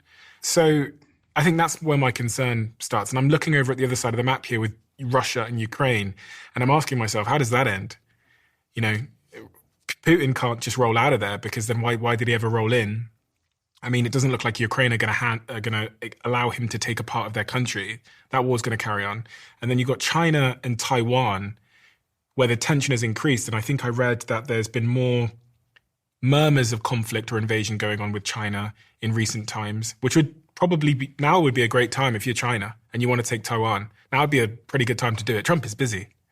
Not just busy. There's a military test happening in Taiwan in the next few days where they're practicing or prepping for a amphibious invasion from the Chinese People's Liberation Army onto the coast of Taiwan. And so what has the Chinese government done in the last few days? They have jammed GPS signals. They have launched drones that are interfering with radar, basically, and blocking shipping lanes legally within where they can be. But the point being is that if you're Taiwan, you're prepping for this amphibious invasion that may not need to happen because China can do plenty to disrupt and make life for Taiwan miserable without even setting one soldier's foot on Taiwanese soil. So absolutely, this is, and meanwhile, the U.S. is busy elsewhere. Look at the missiles that were used to provide Israel, the THAAD missiles that were used to defend against Iranian ballistic missiles.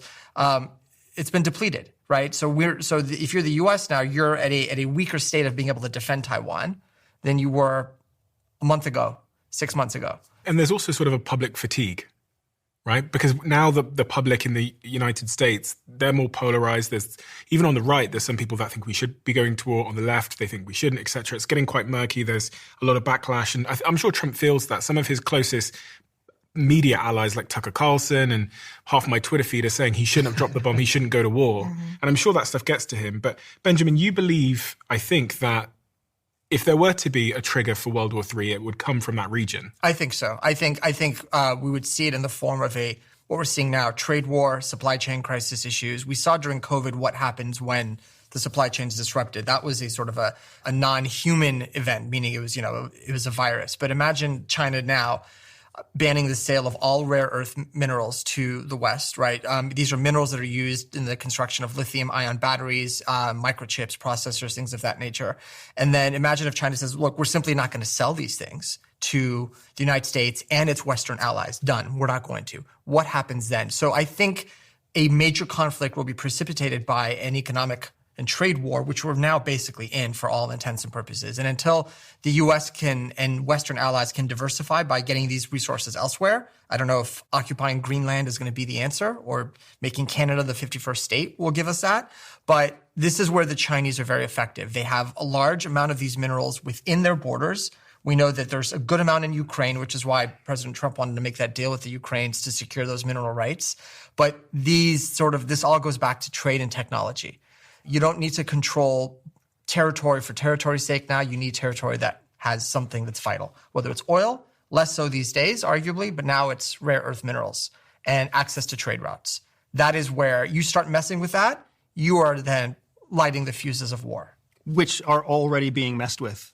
Everything that you just rattled off is already in motion. It's already happening. It's part of why I make the claim that World War III is already happening.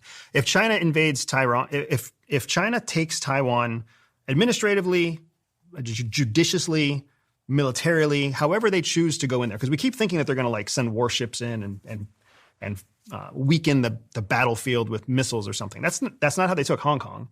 They took Hong Kong administratively and then just moved in the police after saying we have legal right. That's exactly what they're doing in Taiwan. They even have a parliament in Taiwan that's majoritively pro-China, right? So they meddled with the elections in January enough to win a majority in the parliament, even though they lost the presidency, right?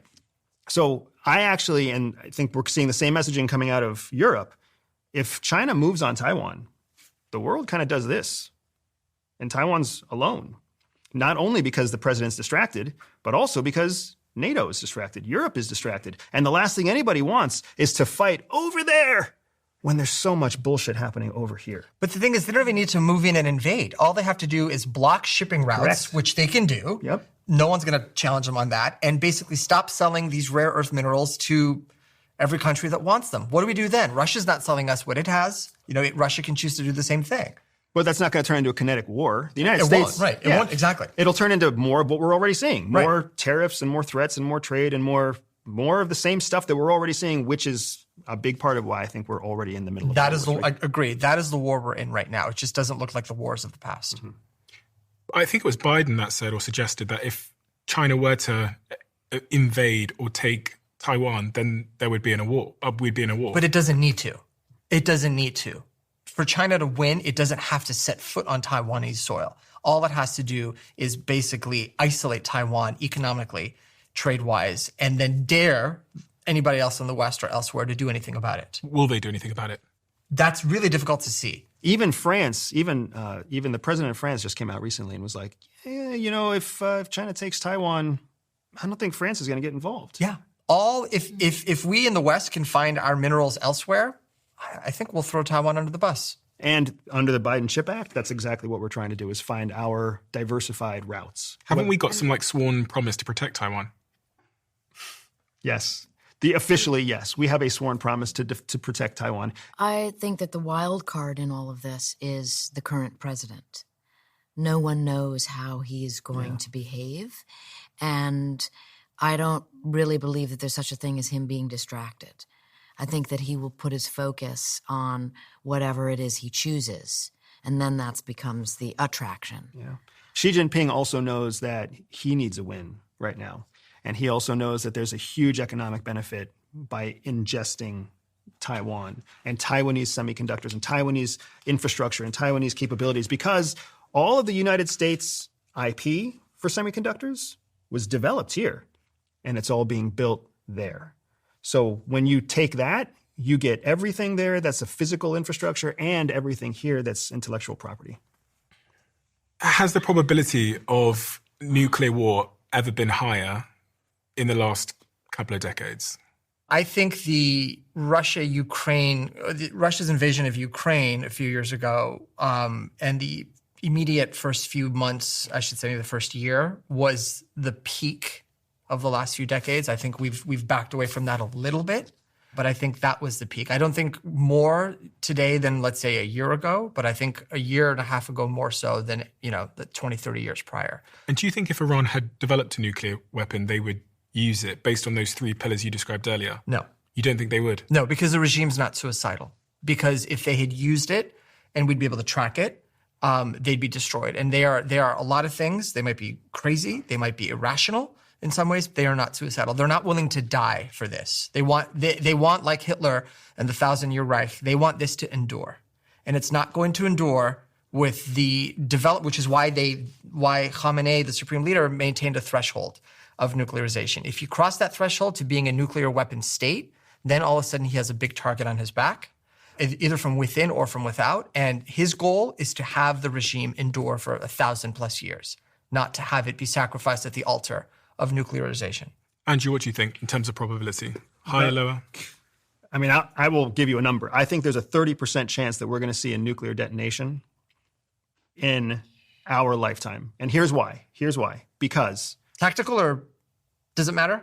I'm saying any detonation. Any detonation, okay. The last known nuclear detonation was 2017, unless I'm mistaken. 2017, when North Korea did a test underground.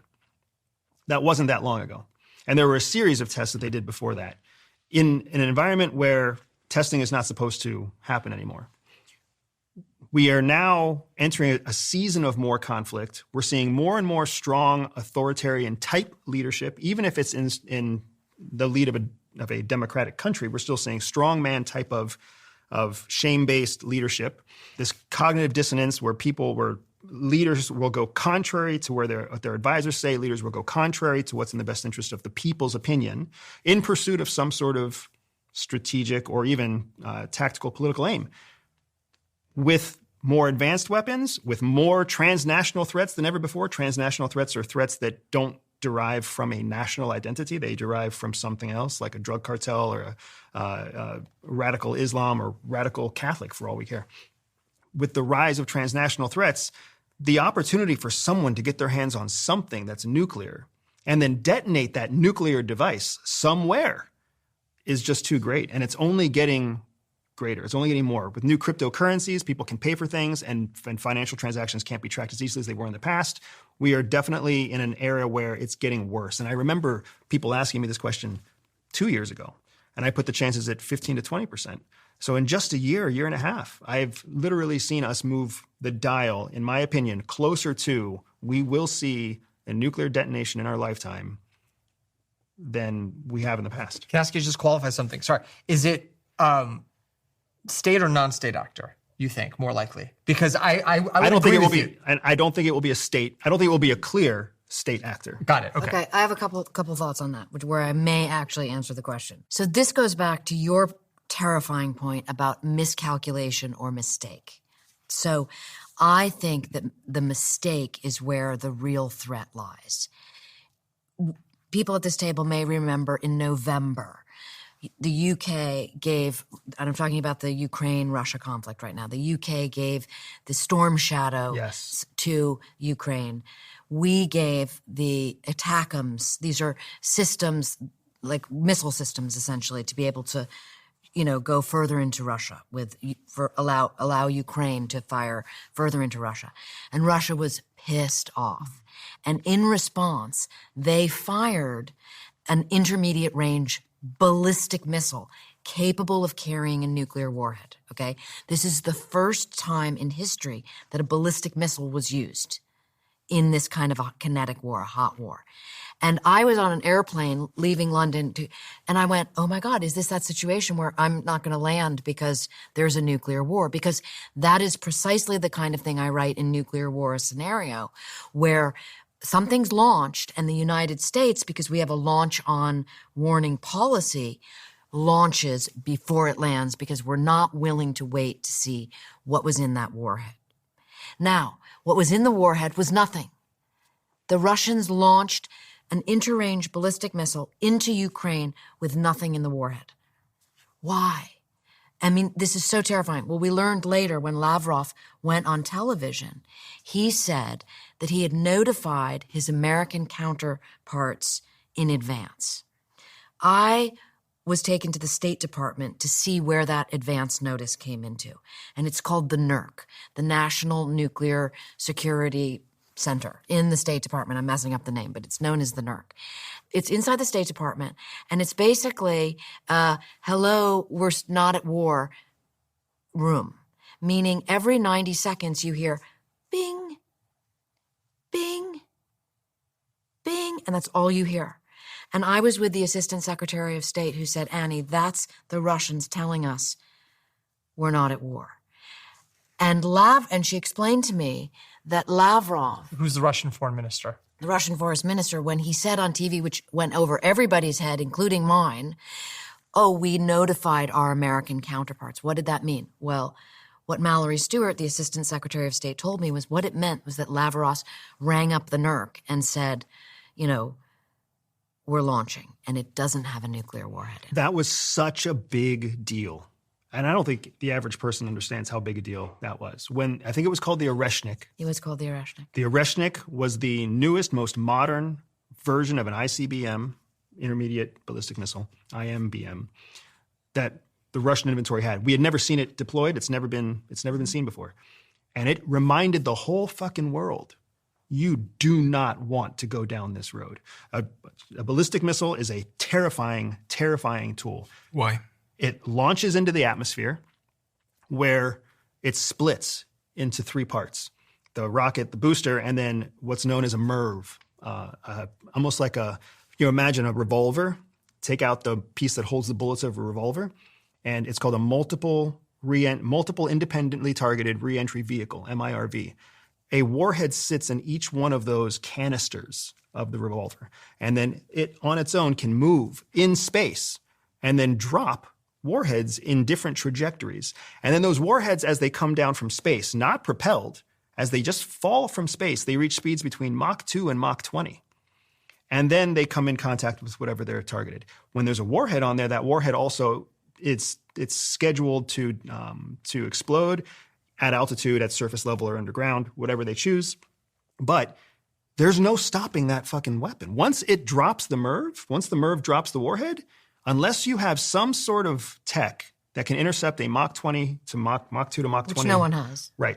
We claim that we have it, but we've never actually tested it, right? We try to intercept the missiles on their trajectory, or at least when they're at their arc, at their precipice. I don't think we've ever claimed to have that in terminal phase you can take something out. So I would want to fact check it, but either way. But my point is, when I saw those lines of Mach 20 fire just coming down into Ukraine, I mean, that's the kind of, when I went through nuke school, that's the shit that kept me up at night. I was like, we can't live in a world that does that. And not only did Russia show us we can do that, but they said, we can do this with a new weapon system that you've never seen. We can do it with a new weapon system. And we're gracious enough to tell you through the NERC, this tiny little pathway of diplomacy, 30 minutes before we're doing this.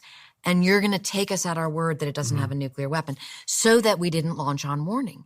It's such a game of chicken. It's nuclear chicken. It's so dangerous. What if the NERC hadn't intercepted that signal properly? It's incredibly dangerous. Now, one more thought, if I may, on Andrew's prediction of a radiological bomb, a dirty bomb going off, which may or may not be true. Unfortunately, that's a tough number, and I wouldn't necessarily disagree, just given how rogue nations work, given that terrorists have, expressed a desire to use weapons of mass destruction against the United States, which a dirty bomb is. But in my thinking, a dirty bomb, as horrible as it is, and it's going to kill people and make land, unusable for thousands of years, it's not strategic nuclear war. In other words, that's not going to cause the United States to launch on warning. First of all, it's immediately not attributable. You don't know who left it in the truck and exploded it. And so it's a different set of terrible. And I believe that a country like Iran, if they had a nuclear bomb, has the full capacity to do something like that, because look at the different terrorist tactics that they've used for the past 50 years. I want to ask if something else concerns the two of you. I read this morning that it was recovered in Ukraine, a Shahed autonomous drone. These are drones that the Iranian government manufactures and provides to Russia that are used in the Ukraine theater. And what they found on there was that there was a NVIDIA processor. NVIDIA is a Western company, tech company. They're known for being advanced on their AI development. And basically that this AI had autonomous capabilities, meaning you could completely jam it, cut off any GPS communications to satellites, and this thing would think for itself, deciding when and where to go and what to do. Is that a bigger, because that is here with us, it's being used actively in warfare, is that a bigger concern than a nuclear armed ballistic missile or a re-entry missile of some kind, something like this that would have a tactical nuke on it? Is that you mean a drone with a nuke? A drone with a nuke, or a drone with a drone that is a autonomous drone. Yeah, that's terrifying. This is fascinating. I mean, this is now they now have these drones that are thinking for themselves in Ukraine, because they're anticipating that they can't communicate with whatever. To put a nuclear weapon onto a drone, you have to have the nuclear weapon, which is just the circular discussion of why. Which the Russians have. Right, but the Russians, I don't see putting a nuclear weapon on a drone. No, but if the Iranians put a radiological bomb, a dirty bomb. The Iranians, that's a different story. Right, yes, right. This is a big fear. This is an Iranian-made drone using an American microprocessor with Chinese anti-GPS, jamming technology. I mean, it was fascinating. This thing is a autonomous flying computer that can just think for itself and decide in the moment, okay, I'm going to do this instead of that. There is no more real life human feedback or control mechanism. I think there's two really fascinating things about your question, right? The first is that you just described a drone that was a bastard child of Chinese, Iranian, and Russian tech. And American tech. And NVIDIA. Stolen. Absolutely. Exactly. Stolen American tech. Yeah. But my point is, when we think about the future landscape, that's a perfect example of this rising power in the East, this collaboration in the East that is not based on ideology, because those three countries have nothing in common ideologically, but they have so much in common pragmatically with the idea of combating the West. So that's the first thing that was really interesting to me. Now, the second thing, this idea of an AI-driven weapon.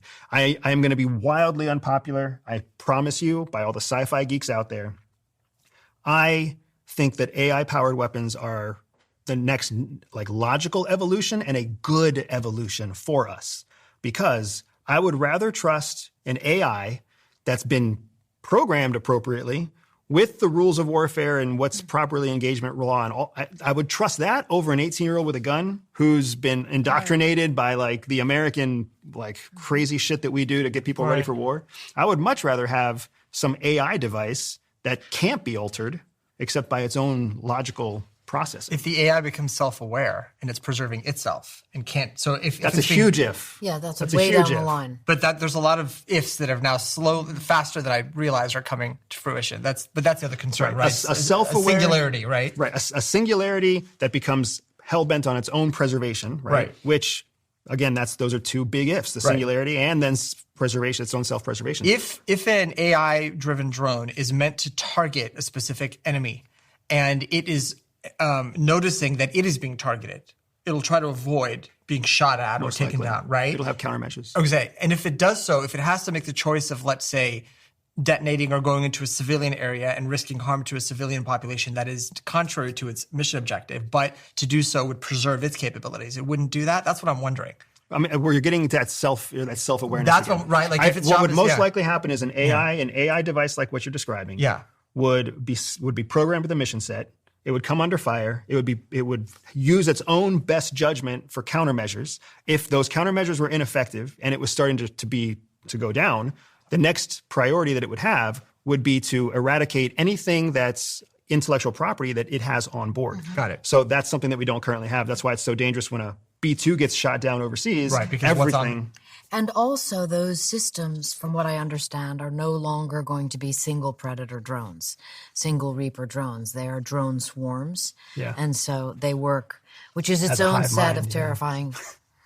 Right, drone swarms and kamikaze drone swarms, no less at that, where they're designed to be destroyed, to hit their target and not come back. The day that we see AI-driven weapons is, I think, a day that most veterans are probably looking forward to, because if you've seen the horrors of war, if you've lost a friend, if you've worn a fucking medal for shooting other people, like it's a horrible, horrible thing. Understood. But how does that change the friction of going to war? Because it makes going to war much easier, right? It does. It absolutely much more does. digestible. And that's, I think, part of why we're seeing this appetite for conflict moving forward, right? I think we would be doing a disservice if we didn't talk about the complacency of the world in accepting this rapid evolution of conflict. What do you mean the complacency of the world? We're all just sitting here watching it happen.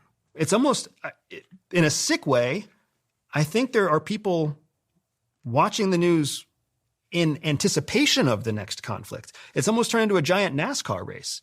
What's the next thing that's going to happen? The horse race effect that you were talking about.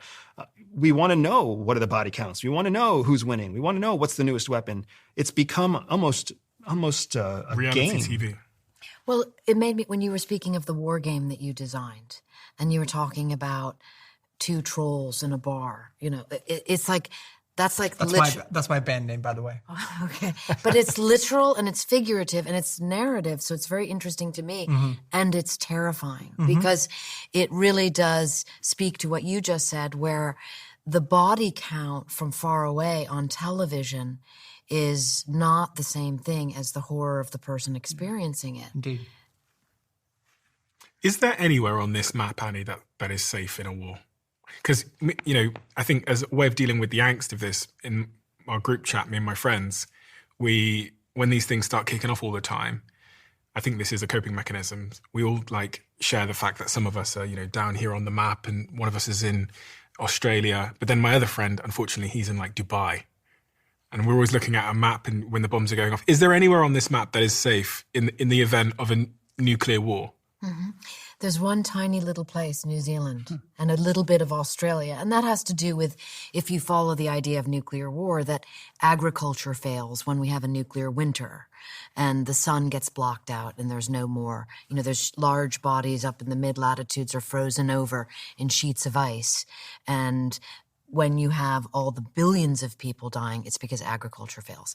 And it is said by those who study this, the authors of Nuclear Winter, that there are some areas in Australia and New Zealand which would remain viable. But you're talking about kind of hunter-gatherer type people. Now, Among the stranger conversations I have had since Nuclear War Scenario published was with several billionaires who actually have bunkers in New Zealand. No. Oh, yeah. They will remain nameless, but they were Name them. I will not name them. I will not name my sources. But what was interesting to me, it was that these individuals were the response to reading my book and realizing the world could end in 72 minutes wasn't, let's all get together and make sure nuclear war doesn't happen. Or maybe it was, and I just didn't hear that part of the conversation, but it was more about how fast can I get my G5 loaded so I can get to New Zealand, because a G5 a private aircraft can take you from Los Angeles to New Zealand without refueling. And so I think what I am saying on a narrative level, and it speaks to the watching of TV or the trolls in the bar, is like, and this is me, the parent, speaking. It's like, I really believe in diplomacy. I really do believe in communication. I'm often accused of sounding Pollyanna-ish here, but I will cite, I spoke of the Reagan-Gorbachev joint statement, nuclear war cannot be won and must never be fought. But what preempted that was these two individuals, Reagan and Gorbachev, arch enemies, the United States and the Soviet Union. This is in 1983. Ronald Reagan saw the movie the day after, A Great Narrative, an ABC TV movie about a nuclear war. And it so upset him. Reagan being a nuclear hawk.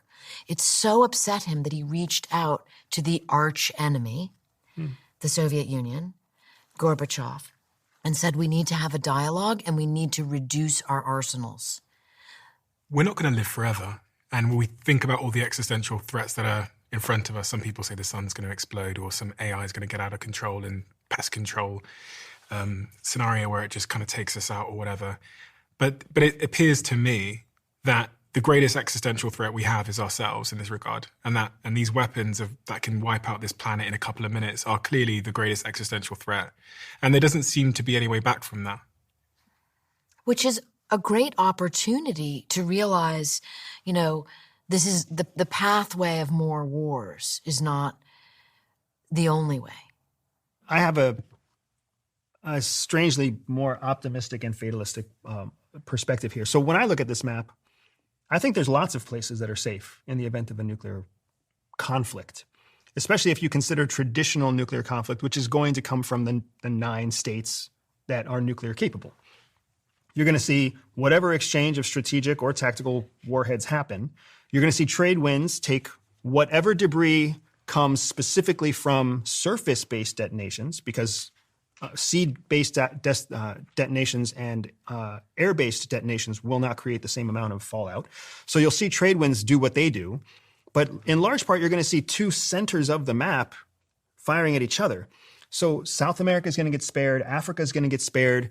Europe is going to be absorbing bad winds depending on what the trade winds look like. Southeast Asia and Australia, largely, these are going to be spared locations, depending on what Pakistan and India do, right? But my concern isn't the nuclear factor, it's the human factor after that. When Russia or China and the United States and Israel and Iran, when all these countries are just destroyed by their own conflict, and whatever fragmentary governments are trying to reset themselves, you've lost all of that GDP, you've lost all of that infrastructure, you've lost all of that world order. So now people are just going to get worse. African warlords are just going to get worse. But Latin American warlords are just going to get worse. I mean, it's going to be the age of the warlord again. I don't know if that's as much a fatalistic view as perhaps it is a naive view, because when one of the components that you left out are the fires that will be burning after the nuclear detonations. And the fires burning are what lofts the soot. And that is what causes a nuclear winter. And if you look at the climate modeling, even a small, air quotes, nuclear war between India and Pakistan is enough to cause a mini nuclear winter. And so there will be no African warlords because they will starve as well. There will be no resetting of any of these governments. In my understanding, interviewing the experts on nuclear war, looking at the climate models that now tell us this very factually, that humanity dies. And so I don't think it's a reset at all, unless a reset is like us going back to our hunter-gatherer state from 12,000 years ago, trying to figure out how to kind of evolve again.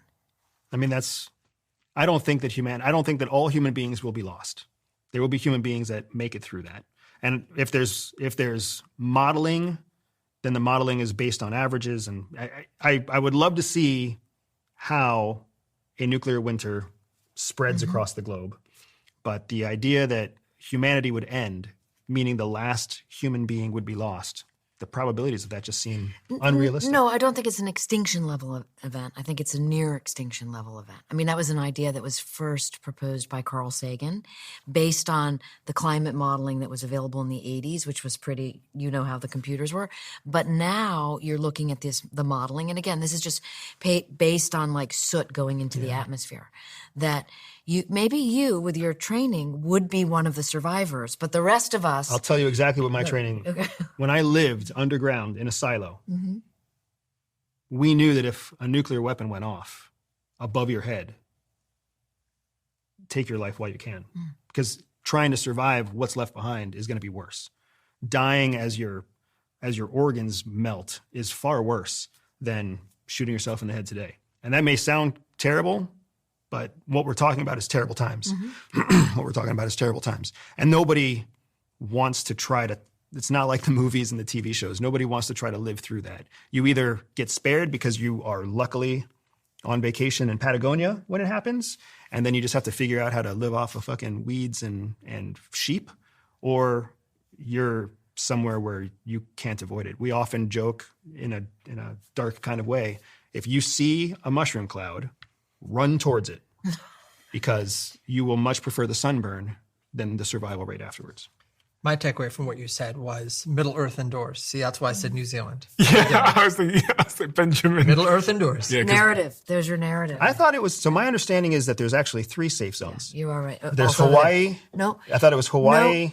Correct me, but I thought it was Hawaii, Greenland, and New Zealand. Because there are so many targets in Hawaii, Pacific Fleet. It would be a target of nuclear. Gotcha. And same with all of Europe.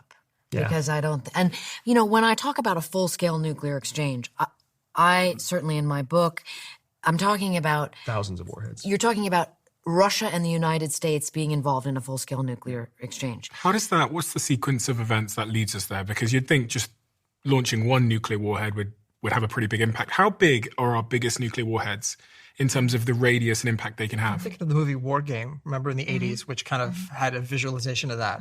And at that point in time, we had 70,000 nuclear warheads. Now we have 12,300 approximately between the nuclear-armed nations, approximately 10,000 of which are in the U.S. and Russia. So we each have 5,000. Why do you need that many?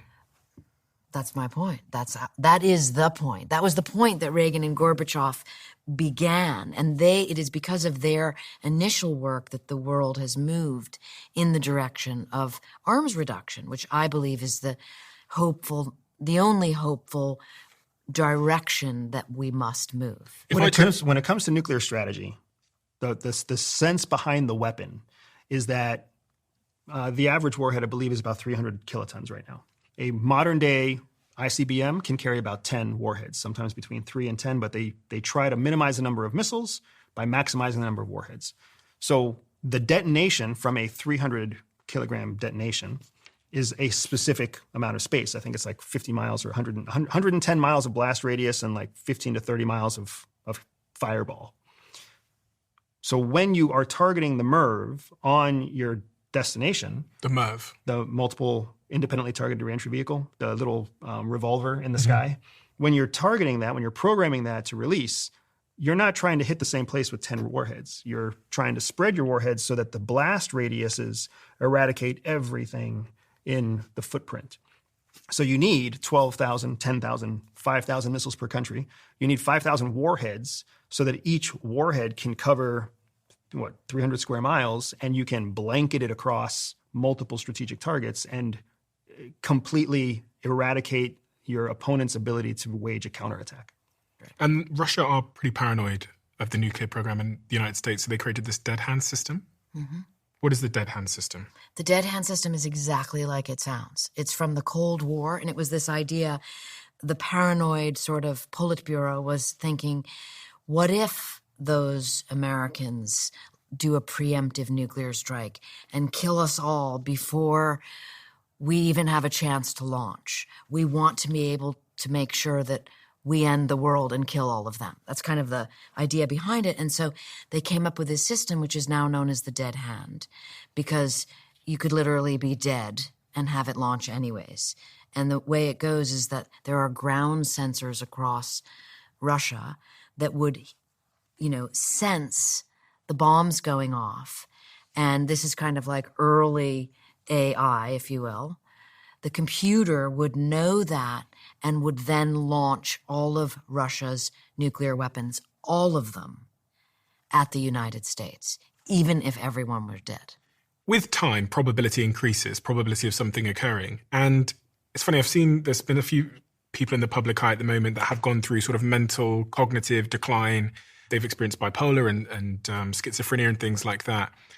I just wonder if one of these individuals who has these nuclear weapons, these 9 men around the world, if they had some kind of cognitive issue, could they in their delirium or whatever, without anybody being able to stop them, tell their army to launch nuclear weapons?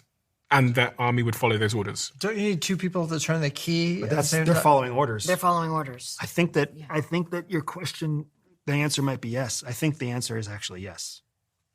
And what's interesting is, there are certain countries' nuclear arsenals that we don't know about. Now, I happen to get my information on the most current nuclear weapon systems from the Federation of American Scientists, has a group of people led by a man named Hans Christensen that lead a group called the Nuclear Notebook. And they gather the most current information that can possibly be known by anyone and prepare it for the rest of us to read. And it changes every year, and they do a phenomenal job. But for example, they will tell you that we don't really know much about Pakistan's nuclear command and control. We simply don't know. We don't know much about India's nuclear command and control. Is Russia's command and control, when I was in the silo at least, was still decentralized, which gave almost autonomous launch decision to the commanders at the silos themselves. What does that mean? So in the United States, it takes a validated order to clear a computer system before the controlling officers can launch the system. So the president has got to say launch, and then he gives an actual validation code that gets carried in the nuclear notebook. And then any system that validates the same code is now armed to launch. Nobody can just launch. So the president has what's called sole authority. He doesn't ask permission of anyone, not his SecDef, not the chairman of the Joint Chiefs of Staff. It's his alone. He may ask their advice, but it's his decision. He reads in the black book of the inside of the football. What's the football? So the football is that satchel that goes around with the president 24/7, 365, also the vice president. Inside of that is a black book. That's what it's nicknamed. It's called the black book, I was told, because it involves so much death. And inside of that are predetermined strikes for all of our enemies or adversaries who might ever launch against us. So it's not a decision-making. They're not sitting around, okay, here's what happened. What do you think we should do? It's, do you want to choose A, B, or C? And do you want to go with subset D, E, F, or Q? It was once described by a man who carried that football as comparable to a Denny's menu. Each of those line items, I'm going to give it to you in painful detail. Each of those line items is followed by an authentication code. And the authentication code is then put into the football. That authentication code is then sent to every nuclear-capable site across the United States and any nuclear-capable sites in Europe. The authentication code will only work to authenticate with missiles that have the predetermined target set that was in the black book. Now, the emergency action message, the EAM, that is received by the missile crew, they can't determine what it means. They just get a message, an encrypted message. Then they turn it and then they check the authentication code against a bank of authentication codes that they're given every morning. A whole new bank that recycles, that changes every morning. If the two codes match, only the system knows. The crew does not know. And then the crew will follow the action steps of an authenticated message. And then part of those action steps literally include unlocking a safe, pulling out a plastic wrapped piece of paper that you crack open, and then from within that piece of plastic, you crack out another code. And that code is a specific arming code that will arm the weapon system that you are at. And then you go through the whole check. That's a huge checklist of items until you get the checklist item that says insert your keys and the checklist item where you have the commander of the capsule count to 3, and then you both turn your keys. You're just following orders. You're the whole time. Did you ever turn your key? We turn our keys probably 5 or 7 times a week because EAMs are always coming through and we never know what they say. EAMs? The emergency action message. So they've set that system up so that you don't know what you're doing. Exactly. You're just following orders. There can be nobody who's... It's like a firing squad where everyone's shooting, but you don't know who shoots the fatal bullet. Yep. And by the way, everything that he just described can happen, not always, but in as little as 60 seconds. Yeah, we're timed. And terrible joke is they don't call them Minutemen. That's the ICBMs for nothing. Based on everything you know, do you think that if Russia launched a nuclear weapon now, do you think the US would respond? Not even a question. But do you think they would even know? Do you not think the president, for example, would think... Not even a question. Really? Not even a question. Do you not think they would think it was something else? I mean, there's been times in history where they thought maybe that's something else. Maybe we've made a mistake. They hesitate. I think that your question is valid because it's not truly instantaneous. There are interceptors, there are countermeasures, there are second and third order intelligence sources that could be checked within just a few seconds, right? One satellite corroborates with another satellite kind of thing.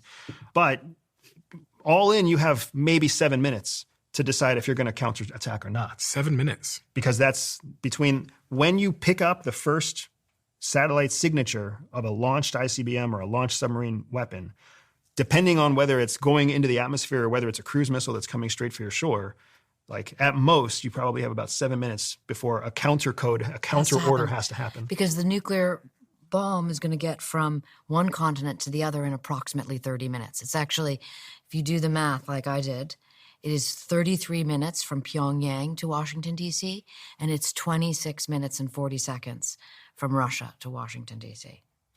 You know, we all kind of know Donald Trump's ideology because he's so public. Do you actually think that he would sit there and see something coming, get the intel in, and he would listen to the intelligence? We just said earlier that he doesn't listen to the intelligence. He might not. I mean, that's the prerogative of the president. And then, the other sick part of this, and Annie, you can correct me if any of this is dated, even if we don't react right away and everything is destroyed, we have airborne assets that will launch all of our systems after complete annihilation of the United States. Okay. So even if we were wrong, the submarines and the airborne assets will still... That's why we have a trial. Again, this always comes back to the deterrence part of it, which is this is why we must have all of this force, just in case, because all of these war games have been practiced and rehearsed so often. But I'm going to tell you a terrifying detail. I interviewed the commander of the nuclear subforces, Admiral Connor, for my book. Not someone who normally talks to journalists. When the book published, he rang me up and asked me to have lunch. Not something that often happens to a journalist. I thought, am I in trouble? Okay. I met with Admiral Connor and he said to me, you never asked me about my time in the nuclear bunker under the Pentagon. And I said, well, how would I have known about that? And he said, he was curious that I had reported that the public does not know how often the Pentagon practices nuclear war. We don't know. Andrew may know. We don't know. It's classified. And what Admiral Connor said to me was, you never asked me what I was doing in the nuclear bunker beneath the Pentagon, and you never asked me how often we practice preparing to tell the president that he needs to launch, to your question. I'm at the edge of my seat. And he said, guess. And, I started with once a year, right? Because what do you think? That's like terrifying. And you know what the answer is? 3 times a day. They practice 3 times a day telling the president that there's a nuke coming into shore.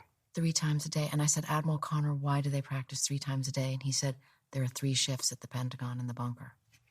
And I think the terrifying point that we're making is to your question, which is a normal human question. Like, wait a minute, someone really wouldn't do this. I mean, you would stop and think, this can't be right. You know, all of that, that's the movies. That's not the Defense Department. That's not the system of nuclear command and control. The system of nuclear command and control is rehearsed for precisely go at minute 7. Mm-hmm. And that is terrifying.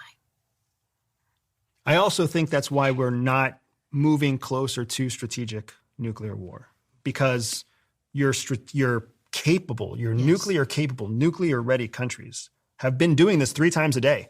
And they all know, what the fuck are we fighting for? If we do this, what's it all for? Like, we're not going to win tomorrow. There's not going to be Putin on yes. a pedestal or Trump on a pedestal saying, we won.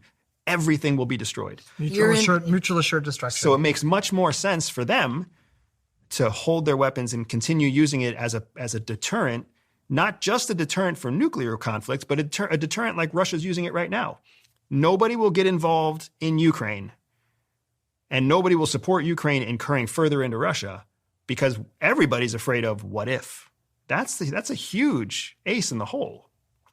Every single one of you watching this right now has something to offer, whether it's knowledge or skills or experience, and that means you have value. StanStore, the platform I co-own, who are one of the sponsors of this podcast, turns your knowledge into a business through one single click. You can sell digital products, coaching, communities, and you don't need any coding experience either, just the drive to start. This is a business I really believe in, and already $300 million has been earned by creators, coaches, and entrepreneurs just like you have the potential to be on StanStore. These are people who didn't wait, who heard me saying things like this, and instead of procrastinating, started building, then launched something, and now they're getting paid to do it. Stan is incredibly simple and incredibly easy, and you can link it with a Shopify store that you're already using if you want to. I'm on it, and so is my girlfriend and many of my team. So if you want to join, start by launching your own business with a free 30-day trial. Visit stephenbartlett.stan.store and get yours set up within minutes. What are you doing about all this information and how you feel about the global conflicts at the moment on a personal level? Is there anything at all you're doing to prepare or anything you're doing to try and prevent it? On a personal level, Benjamin? Outside of my teaching, I mean, when I do media appearances, I just try to talk about this as much as I can. And I design curriculum on media literacy. I think teaching, I teach high school kids, middle school kids how to consume media. And at least if you can't learn about it, to be able to separate information from misinformation and just and whoever I can get in contact with. And here's how you understand, and that involves understanding the use of rhetoric, the use of political persuasion or propaganda, and just so at least we can try to be better informed. And is there a central concern you have about the world we're heading into and the new technologies and AI and all these things that sits above all other concerns? It's a breakdown of civic literacy, that we don't understand how governments work. We don't understand how our government works on a local level, on a broader level. And we lose the civic connection with our literal neighbors. We don't care. We're not invested in them. Their well-being is not our well-being. And so it's every person fights for themselves, and I'm going to vote for the person who yells and screams the loudest. So I think a civic breakdown, contributes to that polarization. That's what I'm concerned about. Same question to you, Annie. Anything you're doing to prepare, and what's your central concern above all others? Well, on a hopeful, optimistic point, I would say that one of the most fascinating moments for me in this past year was being asked to come to the Vatican to speak to the cardinals about nuclear war, a scenario, so that they could talk to the Pope, and this was Pope Francis when he was still alive, about his and better inform him about his efforts for peace. So how's that for a paradox? Talk about nuclear war to think about peace. And what I learned in that process was that a lot of the hope lies in getting individuals like the Pope, like the United Nations, these third parties that are not government specific, to help engagement for these different nations' diplomats to have better conversations. Mm-hmm. And so you have world leaders who, in essence, I love your point about civics, like just this idea about your neighbor. I got the sense from the Vatican, and I'm not a Catholic, but I got a sense of the neighbor as a concept, the people. And that, yes, we want to have a really strong defense in the United States. And I think that's an important part of national security, if not the most important part of national security. But you must also have a care about your neighbor, others on the planet. And I was really inspired that this whole world exists out there that I was not privy to before at the United Nations, at the Vatican, and elsewhere to get people to communicate. And Andrew? I'm leaving the United States, brother. I am fully engaged in relocating and emigrating with my family, finding one of those safe havens around the world where we can just plug in and become part of a community, become part of a globe, understand and raise my children as global citizens, and global citizens who are American rather than American citizens who reject the globe. Where are you going to go and when are you going to go? Or is that classified? So I'm not going to tell really anybody where. I'll tell you personally where. But we had a plan to leave by 2030, and we're currently on track to execute that plan by 2026. 2026? Yeah. So next year. Yeah, next year. So I already have plans to change my appearance significantly in December, and then if we have everything lined up appropriately, then we'll be leaving the country by spring of next year. Why change your appearance? Because I don't want to be identified anymore. I can't legally change like my name, but I don't have to be the guy that looks like this all the time anymore. I've changed my appearance before. Well, I imagine it was your job, right? But you have a YouTube channel. You do a lot of sort of public education. So you're going to shut down the YouTube channel and all those things? No, I think what I'm probably going to do is only start serving my audience. Like right now, I do a lot of serving other audiences. That's why I love contributing to your show. I love contributing to other shows. But what I've found is that civic breakdown. Just for anybody who wants to do a thought experiment, if you look my name up and go on any other interview other than the ones here with Diary of a CEO, what you will find is thousands of ignorant, hateful comments, questioning everything from my intentions to my credibility to whatever else. And that's not just me it's happening to. It happens to all of us. I mean, your name is smeared on a daily basis, and it's because I am a fan of you that my algorithm feeds me all the bullshit about you too. That's the world that we live in. So I don't have to continue to feed everybody. I can just feed my audience, and my audience won't care what I look like. My audience won't care if I teach them from behind an animated AI image of myself, right? But I can continue to teach without having to be the CIA guy with the hair. If you were to make a case for others to follow in your footprints, because I'm somewhat curious, sometimes I have dreams of running away and going to Bali or something and just New Zealand, laying low, or New Zealand.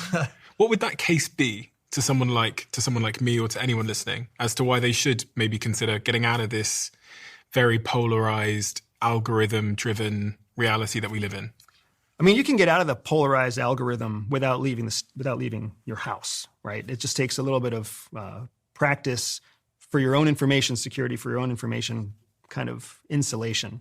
But the case that I would make for really radically changing your life if you're an American citizen is understand that the United States is a country of decreasing influence around the world. And in many ways, the actions that we've been taking recently are to try to rapidly expand our influence again. But we are declining in influence, and we should be. We should be. Our strategy post-World War II was to become the world's bully and to benefit off of all the economic benefits that come from being the world's weapons supplier, financial tools supplier, medical supplier. Like we wanted that benefit. Well, now we find ourselves in a position where we have no strong allies. Like we have countries that like us, but those countries that like us are not strong on their own. So we have a weak Europe that's artificially weak because we've kept them weak. We have a weak Latin America that's artificially weak because we've kept them weak.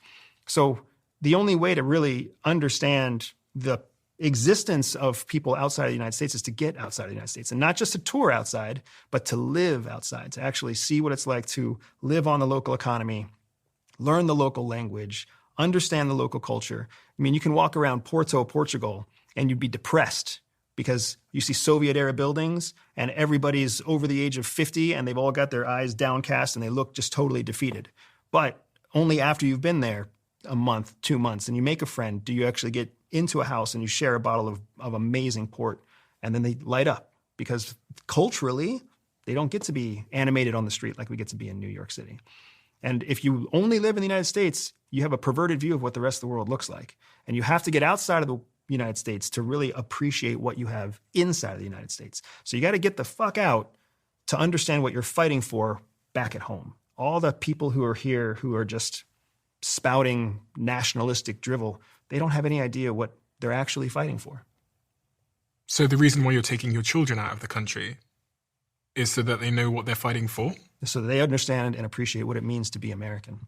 Not what it means to be polarized, not what it means to be, whatever, whether you're New Yorker or whether you're Coloradan or whether you're Floridian, but to actually understand like, hey, we have a democracy that we need to nourish. We should be proud to serve. The men and women in uniform are making a genuine sacrifice. There's something special about the United States. Unfortunately, the people inside the United States don't understand that for the most part. Benjamin, you talk a lot about deepfakes and AI and stuff. And as Andrew was saying there, it's especially as someone like me who's a podcaster and I've built an audience. And so when something goes on the internet, it gets more clicks than it used to get. So there's this whole deepfake war that much of my team actually that are in the back there, my chief of staff, etc., spends most of her time fighting at the moment, which is every single day there's a new deepfake ad, video. They'll take videos from this podcast conversation, change slightly how my lips are moving and get me to promote WhatsApp groups or various other things. And there's a spectrum to this. The one end of the spectrum is so horrific that I probably actually couldn't say it on this show, but there's a really horrific spectrum to this. And it's almost emerged out of nowhere in the last, I'd say, 6 months. Like in the last 6 months is really when it took hold, to the point that every single day, it's part of my day. Every single day, I'm emailing this one thread that I have with Meta and Facebook, telling them this is a new one. This morning, I emailed them just a screenshot of a lady who lost £3,000. She's a single mother. She loves the show, so she listens to me. And something came up in her feed, and it was me telling her to join a group.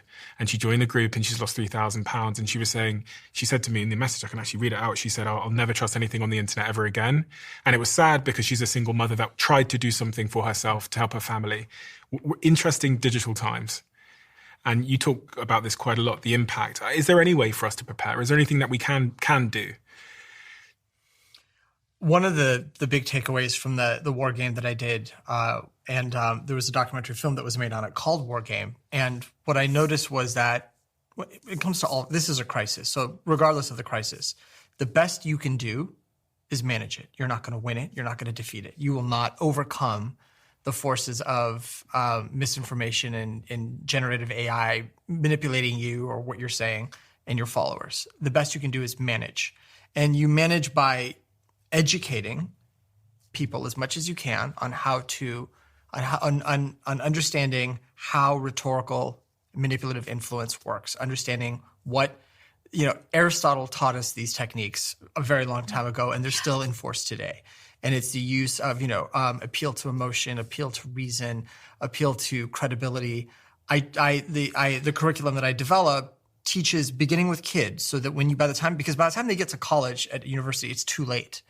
I need to teach them, and we need to teach them young enough to understand if someone is asking of you something on the internet, someone you think you trust, pay attention to their tone. What words are they using? What are they appealing to you emotionally? And know right away that that's a clue that might be where you're vulnerable. Emotionally, you're susceptible to someone who says this, or to this cause, or to that issue.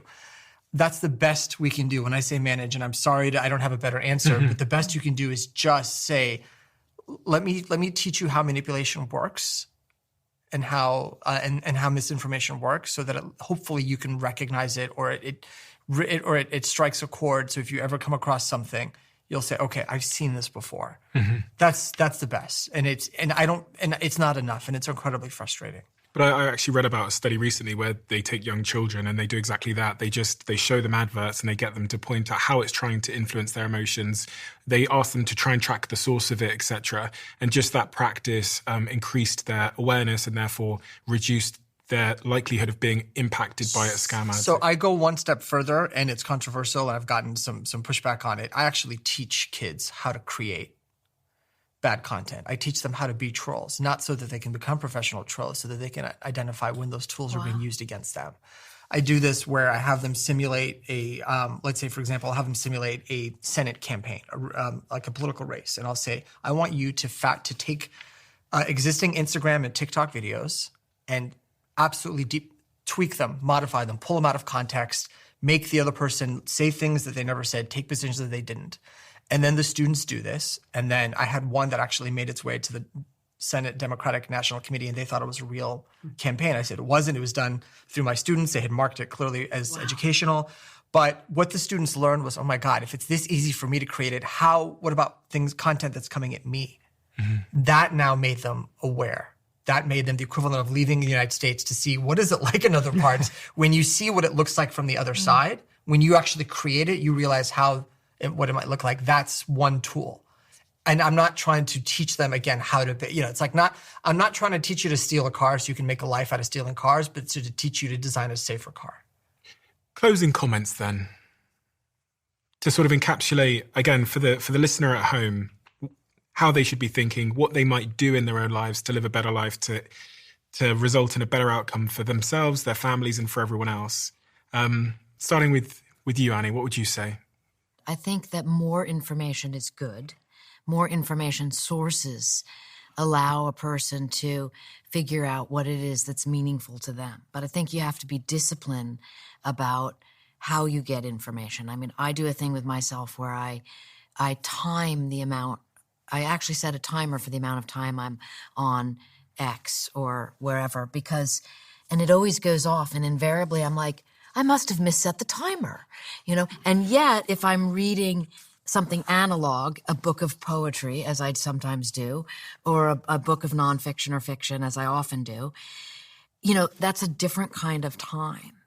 And so I think it's very valuable to be aware of that. And so my two things and my takeaways just off the comments about like where you can become dissatisfied with the state of the world and the speed of information. For me, it's just like father time and mother nature. I spend a lot of time outside. Or as much as I can, rather, given how much writing I do. But I just go out and connect, go on a walk. In the winter, I ski. I hike. I'll go do a yoga class. I mean, this may sound like, what does this have to do with any of this? But it does, because I really believe the human condition doesn't change, even though all this technology does. And that we have to have this balance in our own self of all this stuff coming at us and just existing in the world. And then you figure out how you want to change, evolve, and in my case, report. Benjamin? The biggest thing I would say is and I tell this to my students all the time, I don't care what position you take, what views you have, I don't care what you end up doing with your life, promise me you will stay curious. Promise me you will ask questions. Promise me you still want to learn and you don't become complacent. And that means being active in your community on a small civic scale, understanding who you're electing on a small scale, but not just being apathetic. Because if you don't make decisions about what is going to happen to you, others will make them for you, and I promise you won't like the outcome. And curiosity is the first line of defense towards protecting what you value. Andrew? I would tell everybody to be very diligent with where they learn. And frankly, as far as the people that I've met, Steve, you are a phenomenal source of information. And the people that you vet to bring on this show are fantastic. So if people don't know where else to start, this is a fantastic place to start. If anybody's still listening, or for all of them that are still listening, they already know this to be true. And then the other thing I would say on top of that is if you don't want to radically change, like I am so willing to radically change for my family, small steps are where it all begins. Just small steps and understanding what are your kids watching on their screens? What is your wife watching or your husband? What are they reading on their screens? What do they think about the world? Because we're not going into a world that is going to inform us on its own. So we must inform ourselves. And the only way to trust the information that you have is to be very diligent with what it is that you're consuming. Thank you. Thank you so much. I always come at these conversations from a self-ish perspective because I somewhat think that's maybe the more self-focused plus thing to do. And I had so many questions about the nature of the world. And through the gauntlet of subjects that we've been through today, I've found many of those answers. I feel more hopeful in a way, but I feel more prepared against the things that I'm hopeless about. One of the things I don't think about enough is, as you said, the information that I'm getting. And it feels almost wrong in the world we live in to put barriers and systems in place to filter the information we're getting, because our natural state is just to open up our phones, just to look at the news, look at the screen. And it's almost against, I guess, human cognition to then try and apply another filter between that. And then you worry about the filter you might apply. And do I mute people? Do I block certain words? Do I not look at that news channel? But then I'm just in this echo chamber. So it's quite a complicated situation to be in. What I return to most of the time is I return to kind of what Annie said, which is my Maslowian needs of connection and loving someone and having a good life are maybe my refuge amongst all the angst. But then again, I have a conflict because I don't want to be ignorant and I don't want to be in a suspended state of disbelief where these decisions happen without my choosing and with my knowledge. So I maintain my curiosity, and maybe that is the answer. Maybe it's a complicated mix of everything all of you have discussed. And I thank you all for being here today and being civil and respectful and disagreeable in certain areas with your opinions, because I think that's exactly what we're missing so much of. It's a difference of opinion, but a respect for the same outcome. So thank you so much. Thank you. Thank you.